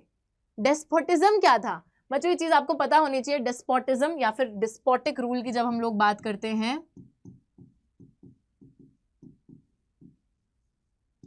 तो ये डेस्पोटिक रूल एक ऐसे टाइप का रूल होता है जहां पर जो राजा महाराजा लोग होते हैं वो एक तरीके से शासन करते हैं, राइट. वो शासन करते हैं एक ऐसे तरीके से जहां पर वो किसी और की नहीं सुनते, सिर्फ अपनी चलाते हैं. तो डेस्पोटिक रूल क्या है? A rule without any restrictions, जहां पर जो व्यक्ति रूल कर रहा है वो सिर्फ अपने हिसाब से रूल कर रहा है और किसी की नहीं सुन रहा, इन अ वेरी आर्बिट्ररी मैनर. और उस टाइम पर जब किंगडम्स होते थे, नेशन स्टेट्स भी नहीं थे, तो ये ऐसा ही डेस्पोटिक रूल चलता था जहाँ पे राजा महाराजा एक जगह पे कब्जा करते थे और बिना किसी की सुने सिर्फ अपनी चलाते रहते थे, बिना किसी रिस्ट्रिक्शंस के वो रूल किया करते थे. पर यहाँ पर बोला जा रहा है कि पब्लिक ओपिनियन जब फॉर्मुलेट होगी, जब लोगों को समझ में आएगा कि ये सब गलत है, तो इससे डेस्पोटिक रूल हटेगा. तो अब डरेगा कौन? यही राजा महाराजा डरेंगे, और कौन डरेगा? So convinced of the power of print in bringing enlightenment and destroying the basis of despotism, the Mercier proclaimed that tremble therefore tyrants of the world, tremble before the virtual writer. और इसी वजह से अब वो समझ रहे हैं कि यार प्रिंट की ना एक बहुत बड़ी पावर है जिससे कि लोग जो है एनलाइटन होने वाले हैं, लोगों को और नॉलेज की प्राप्ति होने वाली है और डेस्पोटिज्म हटेगा। और मर्सियर ये बोलते हैं tremble therefore tyrants of the world. याद रखिएगा किसने स्टेटमेंट दी, मर्सियर ने ही दी है कि tremble therefore tyrants of the world. तो टायरेंट्स को यही सारे जितने भी राजा महाराजा उस टाइम के हैं जो तानाशाह से बन चुके हैं उनको बोला जा रहा है कि डर जाओ, कांप जाओ, tremble before the virtual writer. और तुम्हें डरना किससे चाहिए? उस राइटर से डरना चाहिए जो किताबें लिख रहा है और आइडियाज जो है लोगों तक पहुंचा रहा है, रीजन रैशनैलिटी लोगों तक पहुंचा रहा है। ठीक है, उस राइटर से डरो क्योंकि अब तुम्हारा रूल जो है थोड़े टाइम में खत्म होने वाला है, लोग अब समझदार होने वाले हैं। Print culture and the French revolution पे अब हम लोग आ गए हैं बच्चों। और किस तरीके से आप लोगों ने फ्रेंच रेवोल्यूशन के बारे में तो पढ़ा ही है, 9th क्लास में भी पढ़ा है, हल्का सा 10th में भी पढ़ा है ना, कलेक्टिव बिलोंगिंग वाली जो पार्ट हमने पढ़ा था, rise of nationalism in Europe के अंदर। प्रिंट रेवोल्यूशन और प्रिंट कल्चर और फ्रेंच रेवोल्यूशन का क्या हिस्सा है, मतलब क्या रिलेशनशिप है, ये रिश्ता क्या कहलाता है, वो वाली चीज देखने वाले हैं हम। चलिए देखते हैं। Print culture created the conditions within which the French Revolution occurred. 3 types of arguments have been usually put forward. तो बोला जा रहा है कि जब प्रिंट कल्चर जो है वो आया, जब लोगों के बीच में किताबें सर्कुलेट होने लगी, जब लोग पढ़ने लिखने लगे, जब लोग थोड़े और एजुकेटेड होने लगे, एनलाइटन होने लगे, सो that is what actually created the ground जिसकी वजह से फ्रेंच रेवोल्यूशन हुई है। 3 तरीके की आर्ग्यूमेंट्स, 3 तरीके की चीजें यहाँ पे बोली जाती हैं। चलिए देखते हैं। सबसे पहली चीज क्या है, let's look at that. Firstly यहाँ पे बोला जा रहा है कि print popularize the ideas of the enlightenment thinkers. Collectively their writings provided a critical commentary on tradition, superstition and despotism.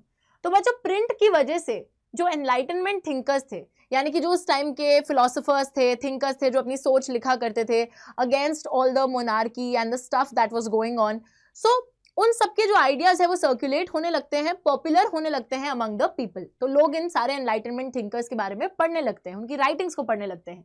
उनकी राइटिंग्स के अंदर क्रिटिसाइज करा होता है ट्रेडिशन को, सुपरस्टिशन को और डेस्पोटिज्म को। तो यार उस टाइम पर ना, क्योंकि मैक्सिमम लोगों को ज्यादा नॉलेज नहीं थी, मैक्सिमम लोग ज्यादा वेल रेड नहीं थे एंड मैक्सिमम लोग इलिटरेट थे, तो लोग ना राजा को भगवान मानते थे। उनको लगता था कि राजा जो है एक भगवान का स्वरूप है, राजा इस वजह से कुछ भी कर सकता है क्योंकि वो तो भगवान है, ऑल ऑफ दैट। और जो जो राजा बोलता था लोग हर चीज को मान जाते थे। बट अब ये जो थिंकर्स आते हैं ना, ये एक तरीके से क्रिटिसाइज करते हैं ये सारे जो ट्रेडिशन चल रहा था, ट्रेडिशनल जो चीजें थी, जो एक वहम, सुपरस्टिशन, अंधविश्वास जो लोगों के मन में था, उसको क्रिटिसाइज करते हैं। ये जो डेस्पोटिक रूल चल रहा था राजा महाराजाओं का, उसको क्रिटिसाइज करते हैं। और फिर कहीं ना कहीं when people started reading such things, तो उनको समझ में आता है यार कि हम अभी तक जो सोच रहे थे ना वो गलत है। They argued for the rule of reason rather than custom and demanded that everything be judged through the application of reason and rationality.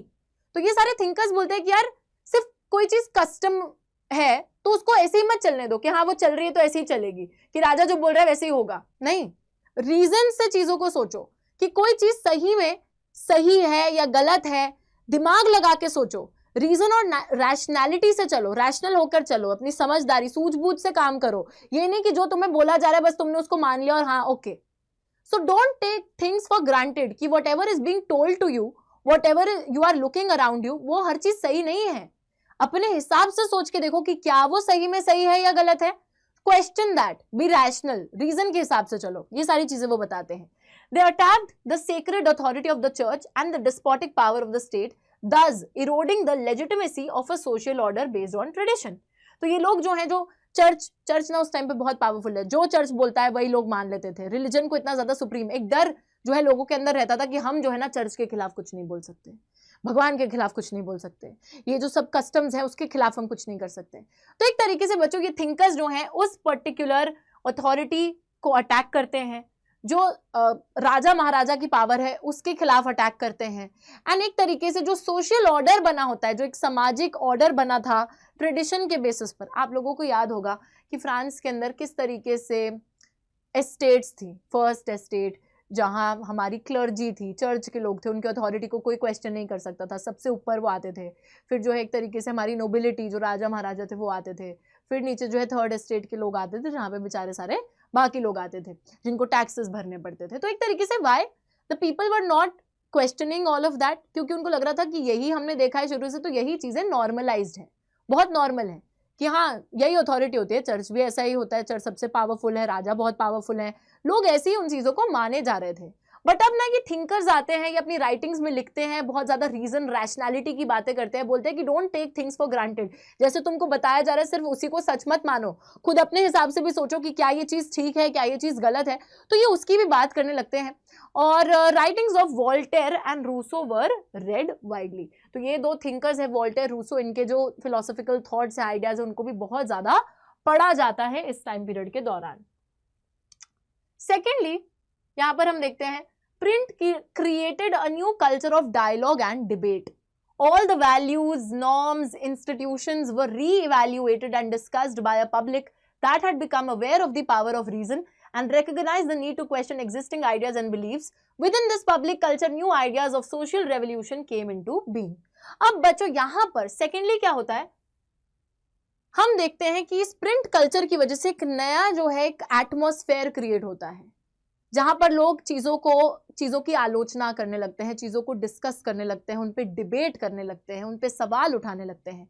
जितने भी वैल्यूज हैं, जो ऑलरेडी नॉर्म्स, चीजें जो रूल्स रेगुलेशंस बन रखी हैं, जितने भी इस्टेब्लिश्ड इंस्टीट्यूशंस है, चाहे वो मोनार्क का हो, चाहे वो चर्च का हो, ठीक है, उन सभी को लोग डिस्कस करने लगते हैं। लोग कहते हैं कि यार राजा के पास इतनी अथॉरिटी आई कैसे, इतनी अथॉरिटी उसको दी किसने, हमने तो नहीं चुना है उसको। चर्च के पास इतनी अथॉरिटी कैसे आई, ठीक है। तो लोग जो है ना काफी ज्यादा इस टाइम पर क्योंकि पढ़ने लिखने लग जाते हैं, बहुत सारे थिंकर्स के आइडियाज को वो पढ़ लेते हैं, so now they become very rational and उनके अंदर एक वो पावर आती है to question things, to criticize things. और वो लोग जो हैं अब क्रिटिसाइज करने लगते हैं एस्टैब्लिश्ड आइडियाज और जो एस्टैब्लिश्ड प्रथाएं होती हैं, जो बिलीफ सिस्टम चल रहा होता है, उन सभी की आलोचना करने लगते हैं। और इस पर्टिकुलर नए सिस्टम के अंदर हम लोग देखते हैं एक new ideas of social revolution came into being. तो जो नए नए ख्याल हैं सोशल रेवोल्यूशन के, सामाजिक हम बोल सकते हैं एक क्रांति के जो ख्याल हैं वो देखने को मिलते हैं। तो नाउ पीपल वर डिटर्मिन्ड कि अब हम इस सिस्टम को बदलेंगे, ठीक है। तो उनके अंदर वो एक रिबेलियस एटीट्यूड आ चुका है। थर्डली यहाँ पर क्या होता है, by the 1780s there was an outpouring of literature that mocked the royalty and criticized their morality. So in the process it raised questions about the existing social order. Cartoons and caricatures typically suggested that the monarchy remained absorbed only in sensual pleasures while the common people suffered immense hardships. This literature circulated underground and led to the growth of hostile sentiments against the monarchy.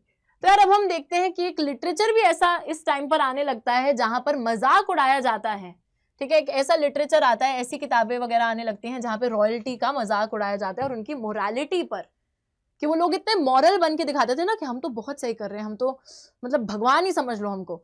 तो उनकी morality का मजाक उड़ाया जा रहा था इस literature के थ्रू और उनकी रॉयल्टी का मजाक उड़ाया जा रहा था, ठीक है। तो इस प्रोसेस में सवाल उठाए जा रहे थे, एग्जिस्टिंग जो सोशल सामाजिक ऑर्डर बन रखा था उस पर सवाल उठाए जा रहे थे। और ये भी बताया जा रहा था कि जो मोनार्की है वो सिर्फ अपने मतलब के लिए काम कर रही है, जो चीजें उनके लिए सही है वो कर रही है, बाकी लोग सफर कर रहे हैं समाज में एंड उनको जो है बिल्कुल कोई फर्क नहीं पड़ता कि लोग किन बुरे हालात में, किन बुरे कंडीशंस में रह रहे हैं। The royalty, the nobility, they all are concerned with their pleasures, they all are concerned with what is good for them, उन्हें बाकी किसी की परवाह नहीं है। तो ये सब जो है चीजें यहाँ पर आने लगती हैं। तो ये जो लिटरेचर था जहाँ पे मजाक उड़ाया जा रहा था, जहाँ पे इनको क्रिटिसाइज करा जाता था, वो अंडरग्राउंड सर्कुलेट होने लगता है। मतलब एक तरीके से लोगों को पता नहीं होता है, अंडरग्राउंड सर्कुलेट होने लगता है। एंड इस लिटरेचर की वजह से भी बच्चों लोगों के अंदर वो जो एक हॉस्टाइल सेंटिमेंट है, जो रॉयल्टी के खिलाफ जो सेंटिमेंट है, काफी बुरा सेंटिमेंट, वो इमर्ज होने लगता है। तो तीन चीजें आपने यहाँ पर देखी कि किस वजह से प्रिंट ने मदद करी है फ्रेंच रेवोल्यूशन का जो एक ग्राउंड है वो क्रिएट करने के लिए। सबसे पहली चीज थी कि थिंकर्स आते हैं, बहुत से एनलाइटनमेंट थिंकर्स आते हैं, वो अपनी फिलोसफीज देते हैं, वो बताते हैं कि यार ये जो ट्रेडिशनल इंस्टीट्यूशंस हैं ये सही नहीं है, इनको क्रिटिसाइज करते हैं, मोनार्क को, चर्च को, इन सब चीज़ों को क्रिटिसाइज करा जाता है, लोगों को रीजन और रैशनैलिटी का ज्ञान दिया जाता है। दूसरी चीज हमने देखी कि प्रिंट कल्चर की वजह से एक नया एटमॉस्फेयर डिस्कशन का, डिबेट का क्रिएट होता है, जहां पर लोग जो है रीजन रैशनैलिटी के बेसिस पे चलने लगते हैं और एस्टैब्लिश चीजों पर सवाल उठाने लगते हैं। तीसरी चीज हमने देखी कि बहुत सारा ऐसा लिटरेचर जो कि रॉयल्टी को मॉक करता हुआ, उनकी मोरालिटी को मॉक करता हुआ आता है, जो कि अंडरग्राउंड सर्कुलेट होने लगता है और लोगों के अंदर हॉस्टाइल सेंटिमेंट्स क्रिएट करने लगता है। ठीक है, तो ये 3 चीजें आपने देखी जिसकी वजह से हमारा फ्रेंच रेवोल्यूशन का एक ग्राउंड क्रिएट हुआ है। ऑलराइट, अब हम बात करेंगे 19th सेंचुरी की। चलिए जी, यहां पर आ जाते हैं 19th सेंचुरी की बात करने के लिए। और 19th सेंचुरी के अंदर सबसे पहले किस तरीके से प्रिंट कल्चर फैल रहा है, अलग अलग लोगों को केटर करता हुआ। और सबसे पहले बात करने वाले हैं हम नन्हे मुन्ने बच्चों के लिए क्या कौन सी कहानियां आ गई। चलिए देखते हैं। So primary education became compulsory from the late 19th century and the children became important category of readers। बच्चों, हम लोग देखते हैं कि प्राइमरी एजुकेशन को ना सबसे पहले कर दिया जाता है कंपलसरी, कि यार अब हर बच्चे को पढ़ाना ही पड़ेगा, पढ़ाना लिखाना पड़ेगा। ठीक है, तो कंपलसरी कर दिया गया। लेट 19th सेंचुरी से बच्चे स्कूल जाएंगे, पढ़ाई लिखाई करेंगे, और इसी वजह से बच्चे जो हैं वो एक इंपॉर्टेंट कैटेगरी ऑफ रीडर्स में आ गए, इंपॉर्टेंट कैटेगरी बन गई, क्योंकि अब पढ़ना लिखना तो है ही। Production of school text books became critical for the publishing industry. अब पब्लिशिंग इंडस्ट्री जो है वो स्कूल की किताबों को छापने लगी है। And children's press devoted to literature for children alone was set up in France in 1857। एक चिल्ड्रंस प्रेस आती है जो कि सिर्फ सोली डिवोटेड है कि हम तो बच्चों के लिए ही किताबें छापने वाले हैं और किसी के लिए नहीं छापेंगे। चलिए, बहुत ही बढ़िया। The Grimm brothers in Germany spent years compiling traditional folk tales gathered from peasants। तो बच्चों, ग्रिम ब्रदर्स थे जर्मनी के अंदर जिन्होंने बहुत साल लगाए, और साल लगाकर उन्होंने क्या करा, जो ट्रेडिशनल फोक टेल्स थी, जो ट्रेडिशनल लोक कथाएं थी, पेजेंट्स वगैरह से सुनी और उनको ये कंपाइल करने लगे, उनको ये स्टोर करने लगे। What they collected was edited before the stories were published in a collection in 1812। तो इन्होंने बहुत सारी कहानियां जो है ट्रेडिशनल फोक टेल्स को कलेक्ट करा, उनको कंपाइल करा, जोड़ा उनको जो है फिर एडिट करा, उनको स्टोरीज के फॉर्म में पब्लिश करा, एक पूरी कलेक्शन बनाकर 1812 में। जो भी बच्चों के लिए थोड़ा अनसूटेबल कंसिडर करा जाता था, या फिर कुछ चीजें ऐसी जो लोगों को, एलिट्स जो होते थे, उनको लगता था नहीं बच्चों को ये नहीं पढ़ाना है, वल्गर चीजें हैं, तो इन सब चीजों को पब्लिश्ड वर्जन में जो अल्टीमेटली आया उसमें इंक्लूड नहीं किया गया। रूरल फोक टेल्स दस एक्वायर्ड अ न्यू फॉर्म। तो ये जो रूरल ग्रामीण क्षेत्रों की लोक कथाएं थी, इनको एक नया फॉर्म मिलता है बच्चों की कहानियों के रूप में, और फिर उनको छापा जाता है ग्रिम ब्रदर्स द्वारा। बच्चों, आप लोगों ने बहुत सी कहानियां पढ़ी होंगी। हम सिंड्रेला की स्टोरी की बात करें, हम स्नो वाइट की बात करें, हम रपुंजल की बात करें, हम लिटिल रेड राइडिंग हुड की बात करें, सारी कहानियां हम लोगों ने बचपन में पढ़ी हैं, और वही सब जो है हमारे ग्रिम ब्रदर्स ने भी छापी थी बच्चों के लिए। ऑलराइट, फिर बात करते हैं एक और कैटेगरी ऑफ रीडर्स की, जो कि है महिलाएं। विमेन रीडर्स भी थी, पढ़ती भी थी, और राइटर्स भी थी, लिखती भी थी।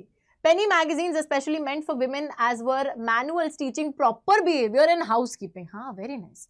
पेनी मैगजीन्स जो बहुत सस्ती बिक जाती थी, specially which were meant for women, जो सिर्फ सोली महिलाओं के लिए बनी थी, वो पढ़ती थी। और साथ ही में ऐसी भी किताबें थी, मैनुअल्स थी, जहाँ पे महिलाओं को पढ़ाया जाता था कि उनको प्रॉपरली बिहेव कैसे करना है, घर कैसे चलाना है, ये सारी चीजें भी पढ़ाई जाती थी। Best known novelist were women Jane Austen, Brontë sisters and George Eliot. तो ये सारी बच्चों नॉवेलिस्ट थी, हमारी महिलाएं, जिनकी आज भी किताबें काफी ज्यादा फेमस हैं, जेन ऑस्टन, ब्रॉन्टे सिस्टर्स और जॉर्ज एलियट की। Their writings became important in defining a new type of women। और इन सब महिलाओं ने जब लिखा है तो इन्होंने एक तरीके से महिलाओं के रोल को रिफॉर्म करा है, महिलाओं के रोल को बदला है फ्रॉम द ट्रेडिशनल रोल। तो ये महिलाओं को पोर्ट्रे करती थी, a person with will, strength of a personality, determination and the power to think.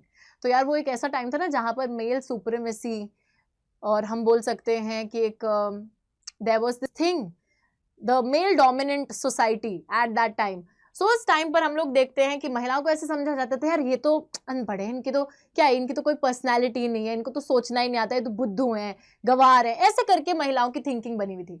But ये जो विमेन नॉवेलिस्ट थी, इन्होंने अपनी किताबों के थ्रू एक तरीके से, इनकी जैसे किताबों के अंदर मेन कैरेक्टर्स होती थी विमेन, सो वो उस वुमन को ऐसे पोर्ट्रे करते थे कि she is a very strong willed woman, जिसका अपना एक सोचने का तरीका है, अपना एक एक्ट करने का ढंग है, एक अच्छी पर्सनैलिटी की तरह शोकेस किया जाता था, ताकि उससे बाकी लोगों को भी इंस्पिरेशन मिले। नेक्स्ट हम देखते हैं वर्कर्स। वर्कर्स भी एक कैटेगरी थी बच्चों, जो लोग काम धंधा किया करते थे। तो 19th सेंचुरी में there were lending libraries in England became instruments for educating white collar workers, artisans and lower middle class people. तो white collar workers, artisans, lower middle class people, ये सारे लोग जो हैं एक तरीके से लेंडिंग लाइब्रेरीज, जहां से आप जाकर किताबों को उधार पे उधार मतलब उधार तो नहीं होता, लोन पे नहीं ला रहे हो, मतलब आपको जो एक तरीके से किताबें आप वहां से लेकर आ जाते हो, फिर थोड़े दिन बाद रिटर्न करके आ जाते हो, तो ऐसी लाइब्रेरीज आने लग गई इंग्लैंड के अंदर, जहां पर हमारे वर्कर्स जाते थे, किताबों को लेकर आते थे, फिर पढ़ते थे, फिर वापस देकर आते थे।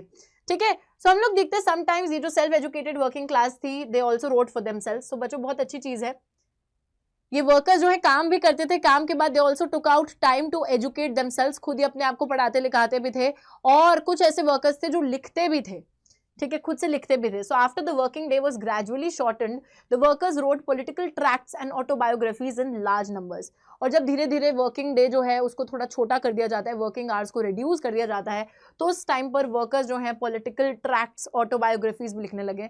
ऑटोबायोग्राफीज यानी कि अपनी लाइफ की कहानियां, पॉलिटिकली कुछ कहानियां, ये सारी चीजें लिखने लगते हैं। फर्दर इनोवेशंस हम देखते हैं, लेट 18th सेंचुरी में press came out to be made out of metal.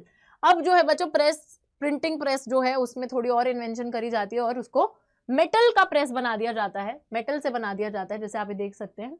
Mid 19th century में रिचर्ड एम हो ऑफ न्यूयॉर्क के रिचर्ड एम हो हैं, और इन्होंने पावर ड्रिवन सिलेंड्रिकल प्रेस बनाई, बिजली से चलने वाली सिलेंड्रिकल प्रेस, ये देख रहे हो ना ऐसे सिलेंडर्स है ना, सिलेंड्रिकल प्रेस बनाई, which was capable of printing 8000 sheets per hour.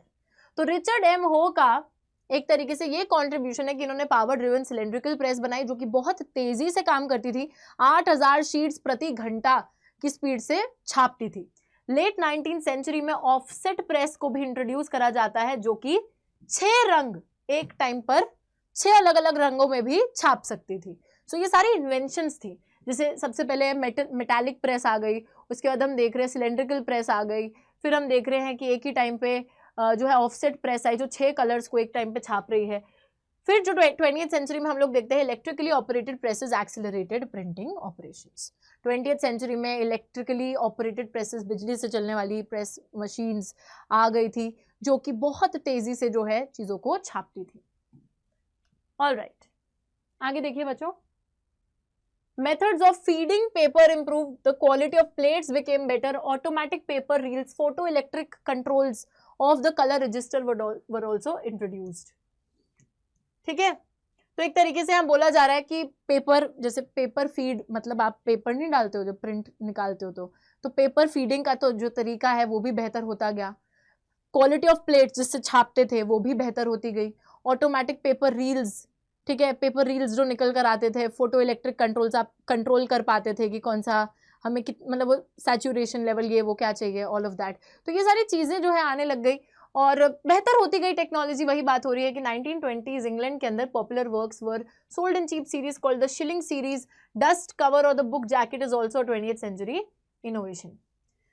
तो 1920 के टाइम पर इंग्लैंड के अंदर कुछ पॉपुलर वर्क्स को एक सस्ती सीरीज के फॉर्म में बेचा जाता था, जिसको शिलिंग सीरीज बोला जाता था। साथ ही में इस टाइम पर एक डस्ट कवर या बुक जैकेट को इंट्रोड्यूस करा जाता है, जिसको बुक पे पहना दो और बुक ताकि आपकी गंदी ना हो, मैली ना हो। ठीक है, ये भी एक 20th सेंचुरी इनोवेशन थी। With the onset of the Great Depression in the 1930s, publisher feared a decline in book purchases. To sustain buying, they brought out cheap paperback editions. और बच्चों जब ग्रेट डिप्रेशन चालू होता है 1930s में, तो हमारे जो पब्लिशर्स थे उनको ये डर लग रहा था कि अब जो है ना लोग कम बुक्स खरीदेंगे। यार जब लोगों के पास इनकम ही नहीं होगी, पैसा ही नहीं होगा, तो किताबें कैसे खरीदेंगे।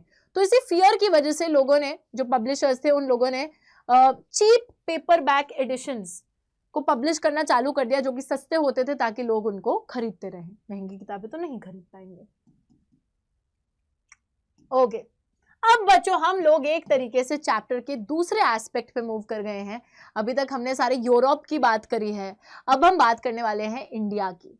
India and the world of print. Bharat के अंदर प्रिंटिंग टेक्निक किस तरीके से इंट्रोड्यूस हुई, कैसे आई, क्या क्या चला। अभी तक हमने सारा वेस्टर्न वर्ल्ड की बात करी है, मेजरली यूरोप की बात करी है, थोड़ा बहुत है ना इधर उधर चाइना, जापान, कोरिया, हर चीज की बात कर ली, वेस्टर्न वर्ल्ड की बात कर ली।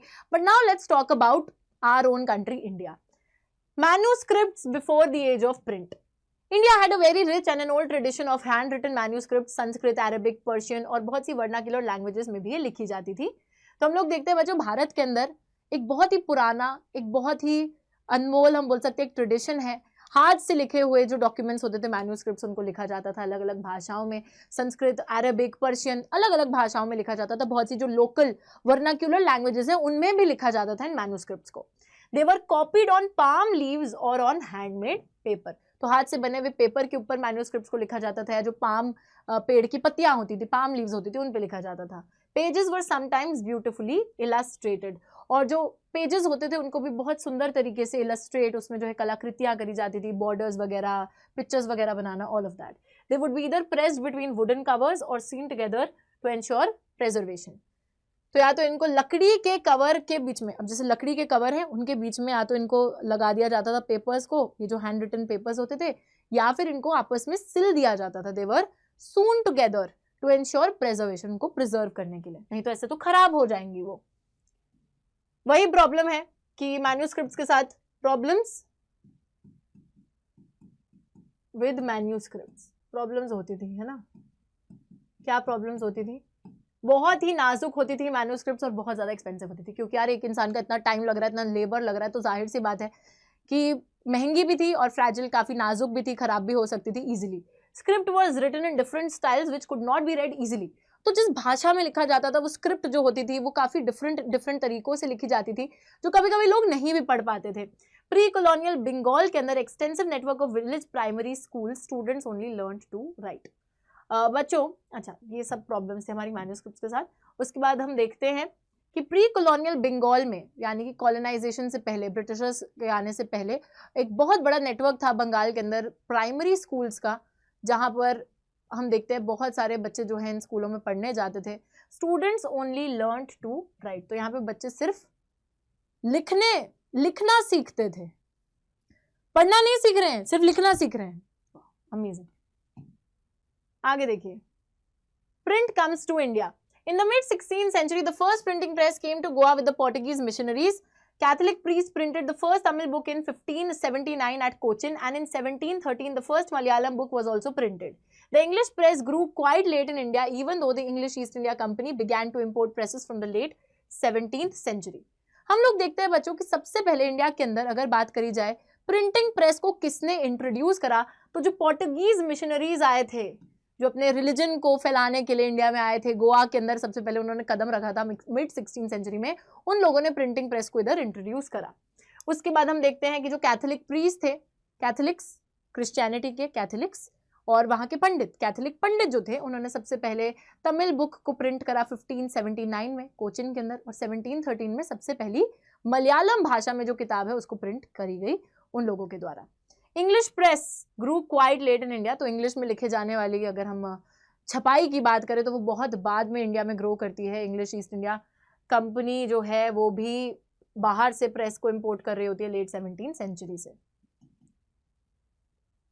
A weekly magazine named the Bengal Gazette, edited by James Augustus Hickey, was there. Advertisements were published by Hickey, and he also published a lot of gossip about the company's senior officials in India. बच्चों, हम देखते हैं कि Bengal gazette नामक एक weekly magazine जो है, इसको जेम्स ऑगस्टस हिकी द्वारा एडिट किया जा रहा था, और इसमें बहुत सारे एडवर्टाइजमेंट्स जो हैं वो पब्लिश करी जा रही थी। साथ ही में बहुत सारी कंपनी, ईस्ट इंडिया कंपनी की गॉसिप, जो वहाँ के सीनियर ऑफिशियल्स थे उनके बारे में थोड़ी बहुत गॉसिप भी इन्होंने पब्लिश कर दी थी, जिसकी वजह से जो गवर्नर जनरल थे वॉरेन हेस्टिंग्स, उन्होंने परसिक्यूट कर लिया हिकी को, and encourage the publication of officially sanction newspapers that could counter the flow of information that damage the image of the colonial government. तो वही बात होती है, अब वो हिकी ने इमेज तो खराब कर दी थी, अब उस इमेज को सुधारना था। तो इस वजह से गवर्नर जो जनरल थे वॉरेन हेस्टिंग्स, इन्होंने ऐसे बोला कि अब ऐसे ऐसे न्यूज़पेपर्स आएंगे जो कि हम लोग ऑफिशियली सैंक्शन करेंगे, और वो उन न्यूज़पेपर्स के अंदर हमारे बारे में इतनी अच्छाइयाँ लिखी होंगी और काउंटर आर्ग्यूमेंट दिया होगा ऑगस्टस हिकी के लिखी हुई चीज़ों के खिलाफ, जिससे कि हमारी इमेज को सुधारा जा सके। क्योंकि अभी क्या है, कॉलोनियल गवर्नमेंट जो थी, जो इंडिया के अंदर ब्रिटिश गवर्नमेंट थी, उसकी इमेज खराब हो चुकी थी जेम्स ऑगस्टस हिकी द्वारा। तो उस इमेज को सुधारने के लिए इन्होंने ये बोल दिया कि अब हमारे द्वारा सैंक्शन न्यूज़पेपर्स ही प्रिंट होंगे जो कि काउंटर कर सके इस फ्लो ऑफ इंफॉर्मेशन को। So by the close of the 18th century a number of newspapers and journals appeared in print. तो 18th सेंचुरी के खत्म होते होते बहुत से न्यूज़पेपर्स और जर्नल्स जो हैं वो आने लगते हैं। ठीक है, आगे देखिए, religious reform and public debates. अब जरा बच्चों यहाँ पर बात करते हैं कि किस तरीके से प्रिंट कल्चर की वजह से धार्मिक रूप में एक रिफॉर्म लाने की कोशिश की जाती है, और इससे कितनी ज्यादा पब्लिक डिबेट्स, पब्लिक बहस छिड़ जाती है, वो भी हमको बात यहाँ पे करनी पड़ेगी। चलिए आगे चलते हैं, चलिए इधर देखते हैं बच्चों। अर्ली 19th सेंचुरी में variety of new interpretations of the beliefs of different religions. अब यहाँ पर देखो अभी क्या हो रहा था, यूरोप के अंदर भी सेम ही चीज हो रही थी, वहां पर भी लोग आ रहे थे, पढ़ लिख रहे थे, उनको जो है नए आइडियाज की तरफ वो लोग एक्सपोज हो रहे थे, उनको फिर पता चल रहा था कि यार जो एग्जिस्टिंग चीजें हैं उनमें सब कुछ ठीक नहीं है, एंड दे वो क्रिटिसाइजिंग इट, जिसकी वजह से हमने देखा था कि फियर ऑफ प्रिंट इमर्ज हो रहा था। सेम चीज इंडिया में भी होती है। तो हम लोग देखते हैं नए नए इंटरप्रिटेशंस, अलग अलग धर्मों के जो अलग अलग मतलब लोग निकाल रहे थे। Some criticized the existing practices and campaigned for reform, while others countered the arguments of the reformers. तो दो sides हैं, एक जगह पर रिफॉर्मर्स हैं जो कि जो एग्जिस्टिंग बिलीव्स हैं, प्रैक्टिसेस हैं, जो चीजें जैसे चल रही थी उनको क्रिटिसाइज कर रहे हैं, उनकी आलोचना कर रहे हैं, और वहीं पे कुछ लोग ऐसे हैं जो कि इन रिफॉर्मर्स की आलोचना कर रहे हैं, ठीक है, जो काउंटर कर रहे हैं इनके आर्ग्यूमेंट्स को, यार देखो हमारा धर्म बिल्कुल सही है, जैसे चल रहा है चीज वैसे ही चलने दो। Printed tracts and newspapers not only spread the new ideas but they shaped the nature of the debate. और जो प्रिंटेड यहाँ पर मटेरियल सर्कुलेट हो रहा था, न्यूज़पेपर्स आ रहे थे, ये सारी चीजें जो है नए नए आइडियाज को, नए नए विचारों को और ज्यादा फैला रहे थे और डिबेट को शेप अप कर रहे थे, आकार भी दे रहे थे। ओ एक सेकेंड, हाँ जी, अरे new ideas emerge through these clashes of opinions. तो इस टाइम पे क्या हो रहा था, क्लैश ऑफ ओपिनियन देखने को मिलता है, यहाँ से कुछ ओपिनियंस आ रही है, वहां से कुछ ओपिनियंस आ रही है, उनके बीच में क्लैश देखने को मिल रहा है, and that is how things are happening. आगे देखिए बच्चे, a time of intense controversies between the social and the religious reformers and the Hindu orthodoxy over matters like widow immolation, monotheism, Brahmanical priesthood and idolatry. तो ये एक ऐसा समय था जहां पर काफी ज्यादा कॉन्ट्रोवर्सीज चल रही थी सोशल और रिलीजियस रिफॉर्मर्स के बीच में और Hindu orthodoxy. So there are two sides, एक साइड पे हिंदू ऑर्थोडॉक्सी है, यानी कि वो सारे लोग जो हिंदू धर्म में पुरानी जो प्रथाएं हैं, जैसी चीजें चलती आ रही हैं उनमें विश्वास रखते हैं, और वहीं पे अब लोग ऐसे आ गए हैं जो इन प्रथाओं को क्रिटिसाइज कर रहे हैं, सामाजिक रूप से, धार्मिक रूप से, जो रिफॉर्म करना चाहते हैं, चीजों को जो बदलना चाहते हैं, ठीक है। तो एक साइड पे ऑर्थोडॉक्स लोग हैं जो पुराने ख्यालात के लोग हैं, जो बिल्कुल बदलाव नहीं चाहते, बोल रहे हैं जैसे चीजें चल रही है वैसे चलने दो, और फिर दूसरी साइड पे रिफॉर्मर्स हैं जो चीजों में बदलाव लाना चाहते हैं। किस किस चीज पे लड़ाई झगड़े हो रहे हैं, किस किस चीज पे बहसबाजी हो रही है, तो सबसे पहले हम लोग देखते हैं विडो इमोलेशन। विडो इमोलेशन यानी कि सती प्रथा जैसी चीज। अब बच्चों हिंदू धर्म के अंदर सती प्रथा चलती थी, जहां पर हस्बैंड की डेथ के बाद wife also had to give up her life on the funeral pyre, funeral pyre पे जल के अपने पति के साथ जान देनी पड़ती थी, ठीक है। उसी के साथ दूसरी चीज थी मोनोथीइज्म, यानी कि एक ही भगवान में विश्वास रखना। तीसरी चीज है ब्राह्मणिकल प्रीस्टहुड, तो हम लोग देखते थे कि एक कास्ट सिस्टम था, ब्राह्मण जो है वही जो है पंडित बनते थे, वही जो है प्रीस्टहुड करते थे, वही जो है रूल्स वगैरह बताते थे, समाज उसी हिसाब से चलता था। आइडोलेट्री यानी कि आइडल वर्शिप, मूर्ति पूजन। तो ये कुछ ऐसे इश्यूज थे जिनमें डिबेट्स चल रहे थे ऑर्थोडॉक्सी और रिफॉर्मर्स के, ठीक है।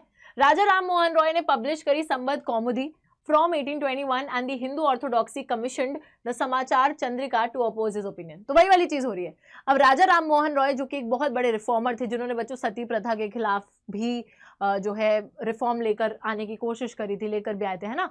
तो उन्होंने पब्लिश करी अपनी किताब संबद्ध कौमुदी, ऑलराइट, संबद्ध कौमुदी को पब्लिश करा 1821 में, और फिर उन्हीं के विचारों को काउंटर करने के लिए, उन्हीं के विचारों के खिलाफ जाने के लिए हम लोग देखते हैं यहाँ पर हिंदू ऑर्थोडॉक्सी ने जवाब दिया समाचार चंद्रिका को पब्लिश करके, ठीक है। तो हर कोई लड़ रहा है, झगड़ रहा है प्रिंटेड मटेरियल के थ्रू।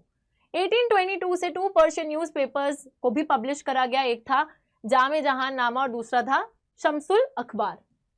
साथ ही में इसी सेम साल में गुजराती न्यूज़पेपर भी, बॉम्बे समाचार नामक न्यूज़पेपर भी आता है, and it also made its appearance.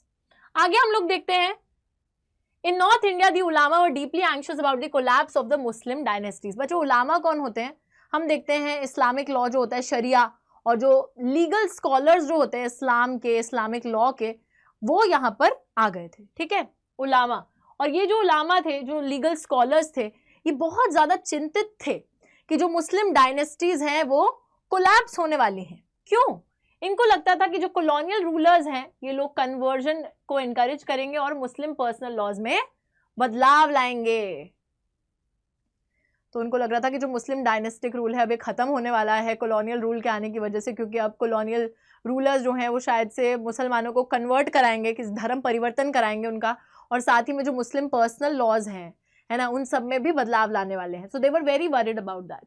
To counter this, तो उन्होंने इन सब चीज़ों को रोकने के लिए चीप लिथोग्राफिक प्रेसेस का इस्तेमाल करा, सस्ते जो है छापने के लिए चीप लिथोग्राफिक लोकल लैंग्वेजेस में छापने के लिए प्रेसेस का इस्तेमाल करा, जहाँ पे पर्शियन, उर्दू ट्रांसलेशंस जो थे उनके होली स्क्रिप्चर्स के, तो जो होली बुक्स वगैरह थी जैसे कि कुरान है ना, और जो बाकी होली स्क्रिप्चर्स है, सेक्रेट टेक्स्ट हैं, उन सबको पर्शियन और उर्दू भाषा में वो छापने लगे और रिलीजियस न्यूज़पेपर्स छापने लगे, रिलीजियस ट्रैक्ट्स छापने लगे और इनको सर्कुलेट करने लगे।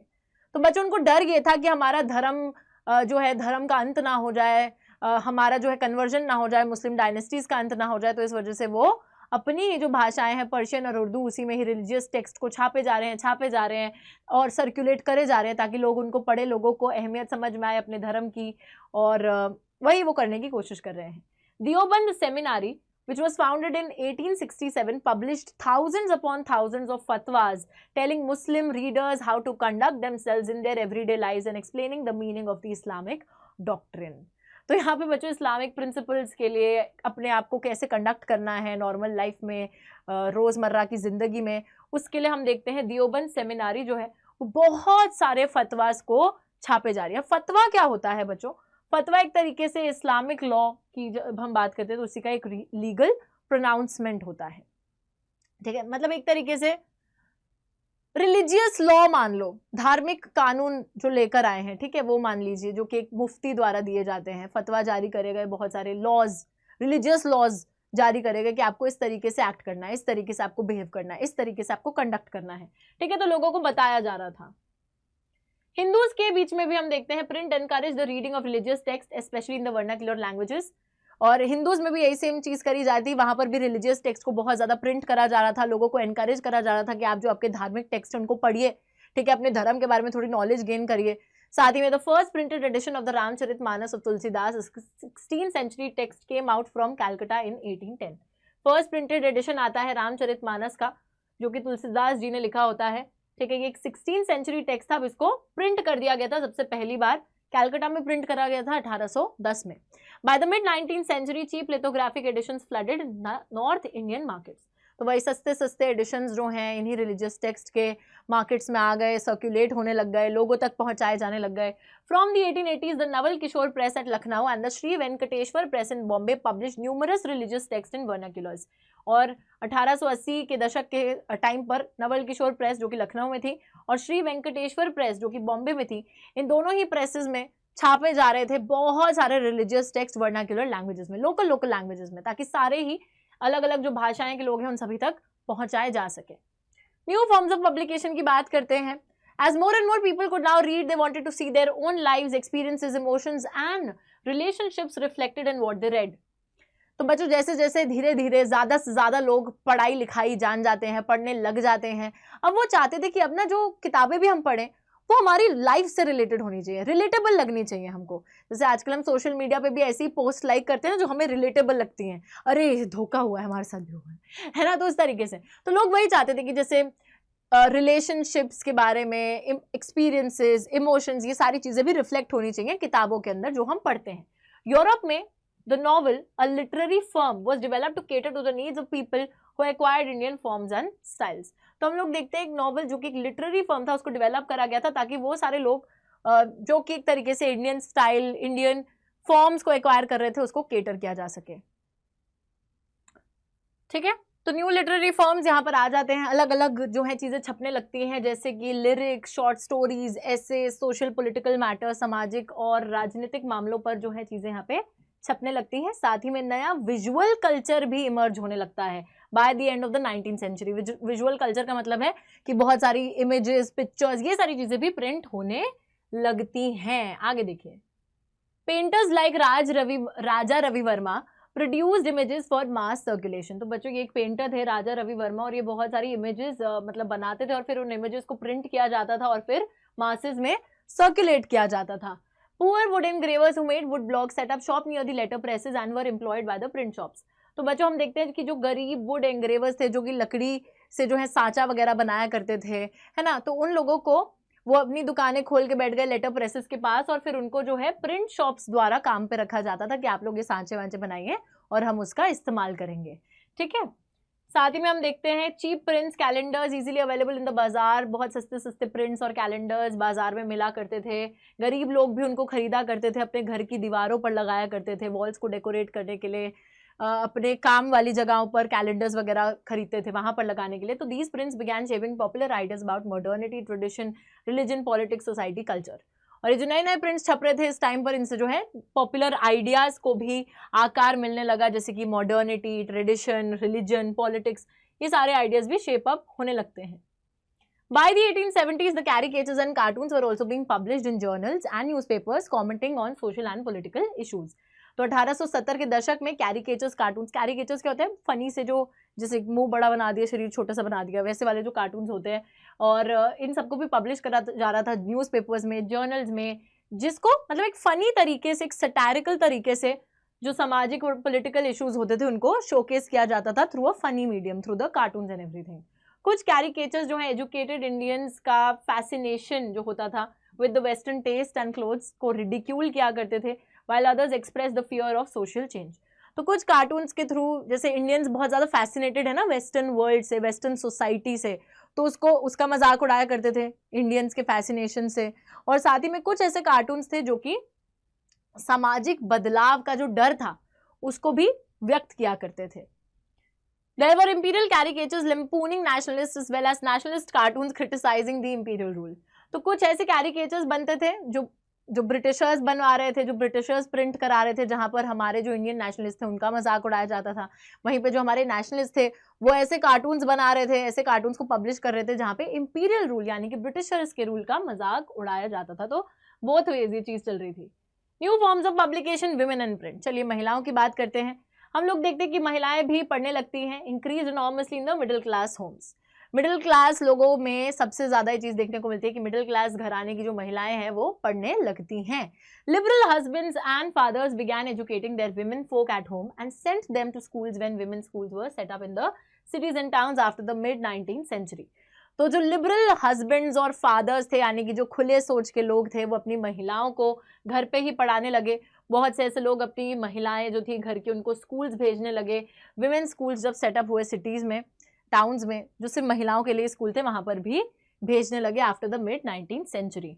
Many journals began carrying writings by women explained why women should be educated। बहुत सी ऐसी जर्नल्स आने लगी जहाँ पर महिलाओं द्वारा लिखी हुई चीज़ें होती थी उनमें, और साथ ही में ये भी एडवोकेट करा जाता था कि महिलाओं के लिए भी पढ़ाई लिखाई कितनी ज़्यादा ज़रूरी है। एक ऐसा सिलेबस भी होता था जहाँ पर they also carried a syllabus and attached suitable reading matter which could be used for home based schooling। तो सिलेबस पूरा दिया जाता था, उस सिलेबस के साथ साथ वो सारा रीडिंग मटेरियल भी होता था जिससे कि आप घर पे ही पढ़ सकते हो, होम बेस्ड स्कूलिंग में जो यूज किया जा सकता है। So all of that was coming. साथ ही में हम देखते हैं conservative Hindus believe that a literate girl would be widowed and Muslims feared that educated women would be corrupted by reading Urdu romances. Very funny. शुरू से ही इस पेट्रियार्कल सोसाइटी के अंदर महिलाओं के पढ़ने लिखने से ही लोगों को डर लगता है कि कहीं हमसे आगे ना निकल जाए। तो हम लोग देखते हैं कि जो कंजर्वेटिव्स यानी कि पुरानी सोच के हिंदू थे वो ये मानते थे कि अगर कोई लड़की पढ़ लिख गई तो वो विधवा हो जाएगी, और मुसलमान जो थे वो ये सोचते थे कि अगर कोई औरत पढ़ लिख गई तो वो उर्दू रोमांस पढ़ेगी और उससे वो करप्ट हो जाएगी, कैरेक्टर खराब हो जाएगा, उसका खराब हो जाएगी वो। ठीक है। सो इन ईस्ट बंगाल राज सुंदरी देवी जो कि एक यंग मैरिड गर्ल थी in a very orthodox household learn to read in the secrecy of a kitchen. Later she wrote her autobiography Amar Jiban which was published in 1876। लेकिन बच्चों despite all of this thinking हम लोग देखते हैं बहुत सी महिलाएं जो है उन्होंने खुद से ही पढ़ना लिखना जो है चालू करा। जैसे कि ईस्ट बंगाल में राज सुंदरी देवी थी, इनका एक बहुत मतलब पुरानी सोच के घराने में इनकी शादी हो रखी थी, तो खुलेआम तो पढ़ नहीं सकती थी, तो इसलिए अपनी किचन में ही सीक्रेटली पढ़ाई लिखाई करती थी। बाद में उन्होंने अपनी खुद की जो लाइफ की कहानी है, ऑटोबायोग्राफी है, उसको लिखा जिसका नाम था अमर जिबान, जिसको पब्लिश करा गया 1876 में। साथ ही में from the 1860s a few Bengali women like Kailash Basni Devi who wrote books highlighting the experiences of women about how women were imprisoned at home, kept in ignorance, forced to do hard domestic labor, treated unjustly by the very people they served। तो हम लोग देखते हैं कुछ बंगाली महिलाएं, जैसे कि यहाँ पर कैलाश बाशिनी देवी जी की बात करी जा रही है। इन्होंने महिलाओं के एक्सपीरियंसेस के बारे में, महिलाओं के बारे में लिखा, जहाँ पर वो ये बताती हैं कि कैसे महिलाओं के साथ ट्रीटमेंट की जाती थी घर पर, कैसे उनके साथ व्यवहार किया जाता था, कैसे उनको इग्नोरेंस में रखा जाता था, कोई ध्यान भी नहीं देता था कि अरे हैं तो हैं, ठीक है, force to do hard domestic labour, घर का सारा काम जो है उनके सर पर डाल दिया जाता था और काफी एक अन्याय जो है उनके साथ किया जाता था उन्हीं लोगों द्वारा जिनके लिए वो पूरे समय लगी हुई हैं, काम कर रही हैं, जैसे उनके पति हैं, ससुर हैं, सास है, उन्हीं लोगों द्वारा ही उनको कैसे शोषित किया जाता था। ठीक है, तो इन सभी चीजों को एड्रेस करती हैं, हाईलाइट करती हैं कैलाश बाशिनी देवी अपनी किताबों में। 1880 से हम लोग देखते हैं in the present day Maharashtra, आज के टाइम पे जो महाराष्ट्र है, यहाँ पर ताराबाई शिंदे और पंडिता रामाबाई जैसी महिलाएं जो हैं उन्होंने भी बहुत पैशनेटली लिखा है with anger about the miserable lives of the upper caste Hindu women, especially the widows। तो ताराबाई शिंदे और पंडिता रामाबाई ने लिखा बहुत ज्यादा गुस्सा व्यक्त करते हुए कि कैसे जो अपर कास्ट, ऊंची जाति की भी जो हिंदू महिलाएं हैं, स्पेशली जो विधवा औरतें हैं, उनको कितनी मिजरेबल, कितनी हम बोल सकते हैं कितने उत्पीड़न के साथ एक बहुत खराब जो है जीवन जीना पड़ता है। तो सबको भी हाईलाइट करते हैं। A woman in Tamil novel expressed what reading meant to women who were so greatly confined by social regulations. So for various reasons my world is small, more than half of my life's happiness has come from books। हम देखते हैं Tamil novel होती है, एक तमिल किताब होती है, उसके अंदर एक महिला ने एक्सप्रेस करा है कि महिलाएं जो कि इतने ज्यादा सामाजिक बंधनों से बंधी हुई हैं, उनके लिए रीडिंग कितनी बड़ी चीज है। तो वो कहती हैं कि बहुत रीजंस की वजह से, बहुत कारणवश मेरी जो दुनिया है वो बहुत छोटी सी है और मेरी दुनिया की जो सबसे ज्यादा खुशी मेरे पास आती है वो सिर्फ किताबों से मुझे मिलती है। ठीक है, तो वो इस तरीके से व्यक्त करती हैं। Soon a large segment of it was devoted to the education of women. Journals discussed issues like women's education, widowhood, widow remarriage and the national movement। बहुत सारी किताबें जो हैं वो डिवोट हो गई थी महिलाओं को और लिखा जाता था उनके अंदर महिलाओं की पढ़ाई लिखाई के बारे में, विडोहुड के बारे में, जैसे जो विधवा औरतें होती है उनकी कंडीशंस को एक्सप्रेस करा जाता था। विडो रीमैरिज, जो कि उस टाइम पे एक बहुत बड़ा टैबू माना जाता था कि देखो कोई आदमी है, उसकी अगर वाइफ की डेथ हो जाती है तो वो आदमी तो रीमैरी कर सकता है, बट अगर कोई औरत है जिसके हस्बैंड की डेथ हो गई है तो शी कैन नॉट रीमैरी, वो गलत है। ठीक है, तो विडो रीमैरिज एक टैबू माना जाता था, तो उसके बारे में भी लिखा जाता है। नेशनल मूवमेंट के बारे में लिखा जाता है, महिलाओं का क्या रोल रहा उसके बारे में लिखा जाता है। Some of them offered household fashion lessons to women and brought entertainment through short stories and serialised novels. तो कुछ ऐसा नहीं है कि सारे ऐसे सीरियस इश्यूज पर ही जो है सारी कहानियां लिखी जा रही थी। कुछ जो है चीजें महिलाओं के फैशन पर, house hold duties, all of that के बारे में भी लिखी जाती थी। साथ ही में बहुत सारी एंटरटेनमेंट नॉवेल्स, बुक्स जो कि शॉर्ट स्टोरीज के थ्रू, नॉवेल्स के थ्रू आ रही थी, बन रही थी महिलाओं को केटर करने के लिए। All of that was also being written. Punjab में Ram Chadha published the fast selling स्त्री धर्म विचार to teach women how to be obedient wives। तो पंजाब के अंदर राम चड्ढा ने एक किताब पब्लिश करी, स्त्री धर्म विचार, जहां पे वो महिलाओं को ये सिखा रहे थे कि कैसे महिलाएं जो है वो बहुत ही ओबीडियंट पत्नियां बन सकती हैं, आज्ञाकारी बीवियां बन सकती हैं। Khalsa tract society published cheap booklets with a similar message. Khalsa tract society भी यही महिलाओं को टीचिंग देने की कोशिश करी थी, ओबीडियंट वाइफ कैसे बनना है। उसी के साथ साथ many of these were in the form of dialogues about the qualities of a good woman. तो ऐसी बहुत सी किताबें जो हैं छपी हैं जहां पर एक डायलॉग फॉर्म में, जैसे लोग डिस्कशन करें ना, उस फॉर्म में वो किताबें छपती थी कि एक इंसान कुछ बोल रहा है फिर दूसरा कुछ जवाब दे रहा है, तो उस डायलॉग फॉर्म में वो किताबें छपा करती थी जहां पर एक अच्छी महिला क्या होती है उसकी क्वालिटीज को डिफाइन किया जाता था। बंगाल के अंदर एक इंटायर एरिया था सेंट्रल कैलकाटा में जिसका नाम था the Battala. It was devoted to the printing of popular books. तो उस पूरे एरिया के अंदर मतलब पॉपुलर बुक्स ही प्रिंट होती थी, that full area was devoted to that. यहाँ पर you could buy cheap editions of religious tract, scriptures as well as literature that was considered obscene and scandalous. तो इस पूरे एरिया के अंदर आप क्या है, रिलीजियस ट्रैक्ट्स, बहुत सारे रिलीजियस ट्रैक्ट, स्क्रिप्चर्स, होली जो चीजें हैं धार्मिक, वो सारी उनकी जो है सस्ती कॉपीज को खरीद सकते थे। साथ ही में ऐसा लिटरेचर भी मिलता था जो काफी ऑब्सीन, काफी वल्गर, काफी स्कैंडलस भी माना जाता था। तो that was also available here. अब जरा बात करते हैं, अभी हमने बात करी प्रिंट एंड विमेन की, अब हम बात करेंगे प्रिंट एंड पुअर पीपल, गरीब लोगों की। Very cheap small books 19th century Madras towns and sold at cross roads allowing poor people travelling to markets to buy them. Public libraries वो सेटअप। तो हम देखते हैं बच्चों बहुत छोटी छोटी सी सस्ती सस्ती किताबें जो है 19th century मद्रास टाउन्स में बेची जा रही थी। चौराहों पर, चौराहे नहीं होते, क्रॉस रोड्स क्या है, चौराहों पर बेची जाती थी, जहां पे जो गरीब लोग होते थे वो मार्केट्स जब जा रहे होते थे तो वो ऐसी सस्ती किताबों को खरीद पाते थे।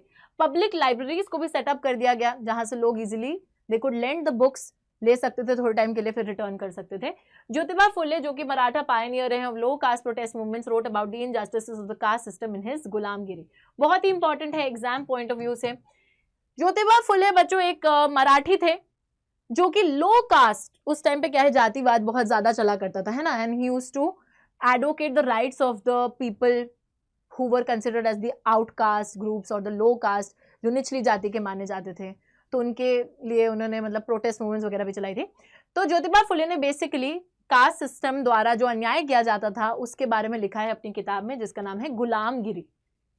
साथ ही में B.R. अम्बेडकर जो भी महाराष्ट्र से थे, ईवर रामास्वामी नायकर जो कि मद्रास से थे, इन दोनों ने भी कास्ट के बारे में बहुत ज्यादा अच्छे रूप से लिखा है।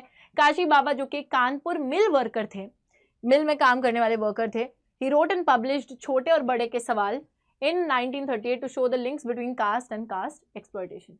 तो काशी बाबा एक मिल वर्कर थे, सोचिए एक वर्कर होने के बावजूद उन्होंने एक किताब लिख डाली छोटे और बड़े के सवाल, जहां पर वो ये बताना चाहते थे कि जाति और जाति के बेसिस पर जो शोषण होता है उसके बीच में व्हाट इज द लिंक, उस चीज को एक्सप्लेन करा है। The poems of another Kanpur mill worker who wrote under the name of Sudarshan चक्र between 1935 and 55 were brought together and published in a collection called सच्ची कविताएं।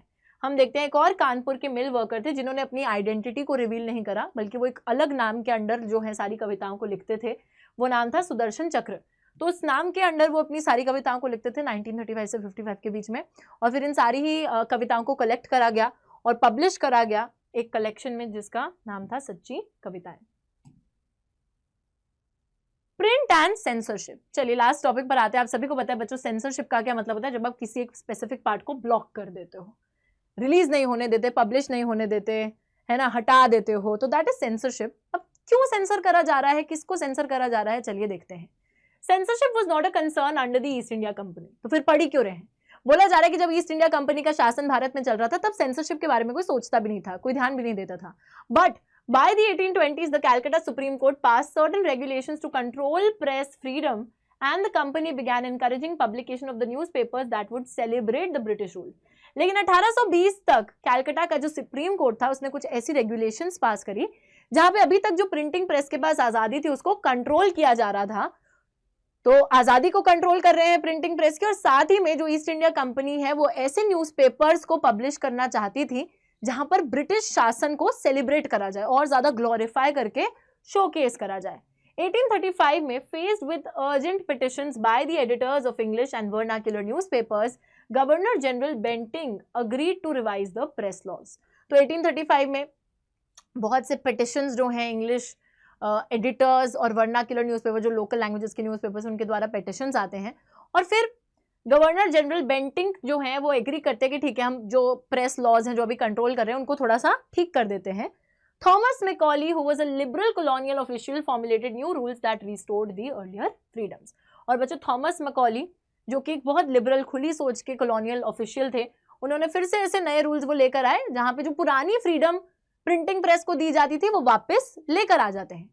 तो एक तरीके से आपको क्या समझ में आया यहाँ पे कि पहले तो सेंसरशिप ज्यादा कोई कंसर्न था नहीं, बट फिर कैलकाटा सुप्रीम कोर्ट के कुछ लॉज वगैरह रेगुलेशंस के आने के बाद प्रेस फ्रीडम को लिमिट कर दिया गया, फ्रीडम थोड़ी सी कम कर दी गई, और ऐसे न्यूज़पेपर्स को एनकरेज करा जा रहा था जहां पे ब्रिटिश रूल को सेलिब्रेट करा जाए। फिर बहुत से लोग इसके खिलाफ प्रोटेस्ट करते हैं, तो फिर फाइनली हम लोग देखते हैं कि पुरानी फ्रीडम को रिस्टोर किया जाता है। ठीक है, फिर आगे freedom. Now the freedom of the press changed after the revolt of 1857, लेकिन फिर से जो है दिक्कत आ जाती है आफ्टर द रिवोल्ट ऑफ 1857। तो in 1878 the Vernacular Press Act was passed, modeled on the Irish press laws, which provided the government with extensive rights to censor the reports and editorials in the vernacular press. But अब बच्चों जब revolt होती है 1857 की तो हालात same नहीं रहते। अब ब्रिटिशर्स को लगता है कि इंडियंस काफी ज्यादा गुस्सा हो गए हैं, काफी उत्तेजित हो गए हैं और वो सहन नहीं कर पा रहे हमारा शासन, तो इसी के बाद वो एक लेकर आते हैं वर्नाक्युलर प्रेस एक्ट इन 1878। और ये वर्नाकुलर प्रेस एक्ट जो है ना एक तरीके से प्रेस फ्रीडम को लिमिट करने के लिए आती है। It was based on the Irish press laws. तो आयरलैंड के अंदर जो प्रेस लॉज थे उसी के हिसाब से ये एक्ट जो है सिमिलर, बहुत ज्यादा सिमिलर होती है उसके। और हम देखते हैं कि जो सरकार होती है इस एक्ट के थ्रू सरकार को राइट्स मिलते हैं कि वो लोग रिपोर्ट्स और एडिटोरियल्स जो वर्नाक्युलर प्रेस में छपते हैं उसको सेंसर कर सके। मतलब जो लोकल लैंग्वेजेस में बहुत सारी चीजें छप रही थी उसको सेंसर करने का अधिकार ब्रिटिश गवर्नमेंट को मिल जाता है through the vernacular press act. अब बच्चों गवर्नमेंट जो है, अब क्योंकि गवर्नमेंट को पता था ना कि इंडियंस तो उनके खिलाफ छापेंगे कुछ ना कुछ, तो अब उनको वो एक्ट ले आए जिससे कि हम इसको रोकेंगे, हम सेंसर करेंगे, जो चीज हमारे खिलाफ जाएगी हम वो जाने नहीं देंगे। अब हम देखते हैं कि गवर्नमेंट जो है, British government, it started keeping track of the vernacular newspapers. Nationalist newspapers grew in numbers all over India. हम लोग कोई चुप थोड़ी बैठने वाले हैं। वहां पर गवर्नमेंट लग गई कि यार अब हम लोग ना वर्नाक्युलर न्यूज़पेपर एक एक को छान मारेंगे, किसने हमारे खिलाफ कुछ लिख तो नहीं दिया, कुछ बोल तो नहीं दिया, देख लेंगे। लेकिन वहीं पर हमारे जो बहुत सारे नेशनलिस्ट है ना, राष्ट्रवाद को प्रमोट करते हुए अखबार थे, वो और ज्यादा ग्रो करने लग जाते हैं। हम लोग देखते हैं 1907 में Punjab revolutionaries were deported. Bal Gangadhar Tilak wrote with great sympathy about them in his Kesari which led to his imprisonment in 1908। तो 1907 में पंजाब के कुछ क्रांतिकारी लोग थे जिनको डिपोर्ट कर दिया गया था, देश से निकाल दिया गया था, और बाल गंगाधर तिलक ने इसी सिचुएशन के बारे में उसके लिए सिंपथाइज करते हुए लिखा अपने न्यूज़पेपर केसरी में। लेकिन इसके बाद ही बाल गंगाधर तिलक जी को इम्प्रिजन कर लिया गया इन 1908 कि भाई लिख कैसे दिया। तो इसी के साथ बच्चों हमारा चैप्टर होता है कंप्लीट, राइट, इट्स कंप्लीटेड, और कुछ भी नहीं है इस चैप्टर के अंदर। और आई होप आप सभी लोगों को ये चैप्टर बहुत अच्छे से समझ में आया होगा बच्चे। एंड हमने काफ़ी कम टाइम में ये चैप्टर कंप्लीट कर लिया है। बेसिकली जो लास्ट टॉपिक है वो यही फोकस कर रहा है कि कैसे जो है पहले सेंसरशिप एक इशू नहीं था, उसके बाद सेंसर जो है वो करने लगे ईस्ट इंडिया कंपनी वाले अपने ही ऑफिशियल्स को जो कि उनके खिलाफ लिखते थे। फिर उसके बाद उन्होंने थोड़ा सा कंट्रोल करने की कोशिश करी, बट फिर जब लोगों ने रिवोल्ट करा तो उन्होंने फिर थोड़ी आज़ादी दे दी। बट फिर वो वर्नाक्युलर प्रेस एक्ट लेकर आते हैं जहाँ पे वो वर्नाक्युलर न्यूज़पेपर जो हमारे लोकल लैंग्वेजेस में न्यूज़पेपर छप रहे थे उन पे चेक रखने लगते हैं ताकि वो ऐसी चीज़ों को सेंसर कर दे जो कि उनके खिलाफ बोली जा रही हैं। बट फिर भी ऐसा नहीं होता है, हमारे नेशनलिस्ट और ज़्यादा न्यूज़पेपर छापने लगते हैं और ज़्यादा इंक्रीज करने लगते हैं, और ultimately they were trying to crush it, but we were trying to publish more and more newspapers to spread our nationalist ideas against the Britishers all throughout India, and they were trying to suppress us. Basically that is what was happening. और इसी के साथ हमारा जो पूरा chapter है वो होता है समाप्त। आई होप बच्चों आप लोगों को ये चैप्टर बहुत अच्छा लगा होगा। आज अपनी किताबों को खोलकर देख लेना, क्योंकि बेसिकली ये चैप्टर जो है प्रिंट कल्चर के बारे में ही है। और मैं सही बताऊं, जो किताबों से ज्ञान मिल सकता है किसी चीज से नहीं मिल सकता आपको इस दुनिया में। सो प्रिंट कल्चर का धन्यवाद कीजिए, प्रिंट कल्चर का शुक्रिया कीजिए कि आज जो आप पढ़ लिख पा रहे हैं वो प्रिंट कल्चर की वजह से है। और अपनी किताबों की पूजा कीजिए, ठीक है, आरती वारती उतारिए। And I will see you next time. कैसी लगी आज की क्लास मुझे जरूर कमेंट्स में बताइएगा, लाइक कर दीजिएगा, इस सेशन को अपने सारे के सारे दोस्तों के साथ शेयर कर दीजिएगा। See you next time, take care, bye bye.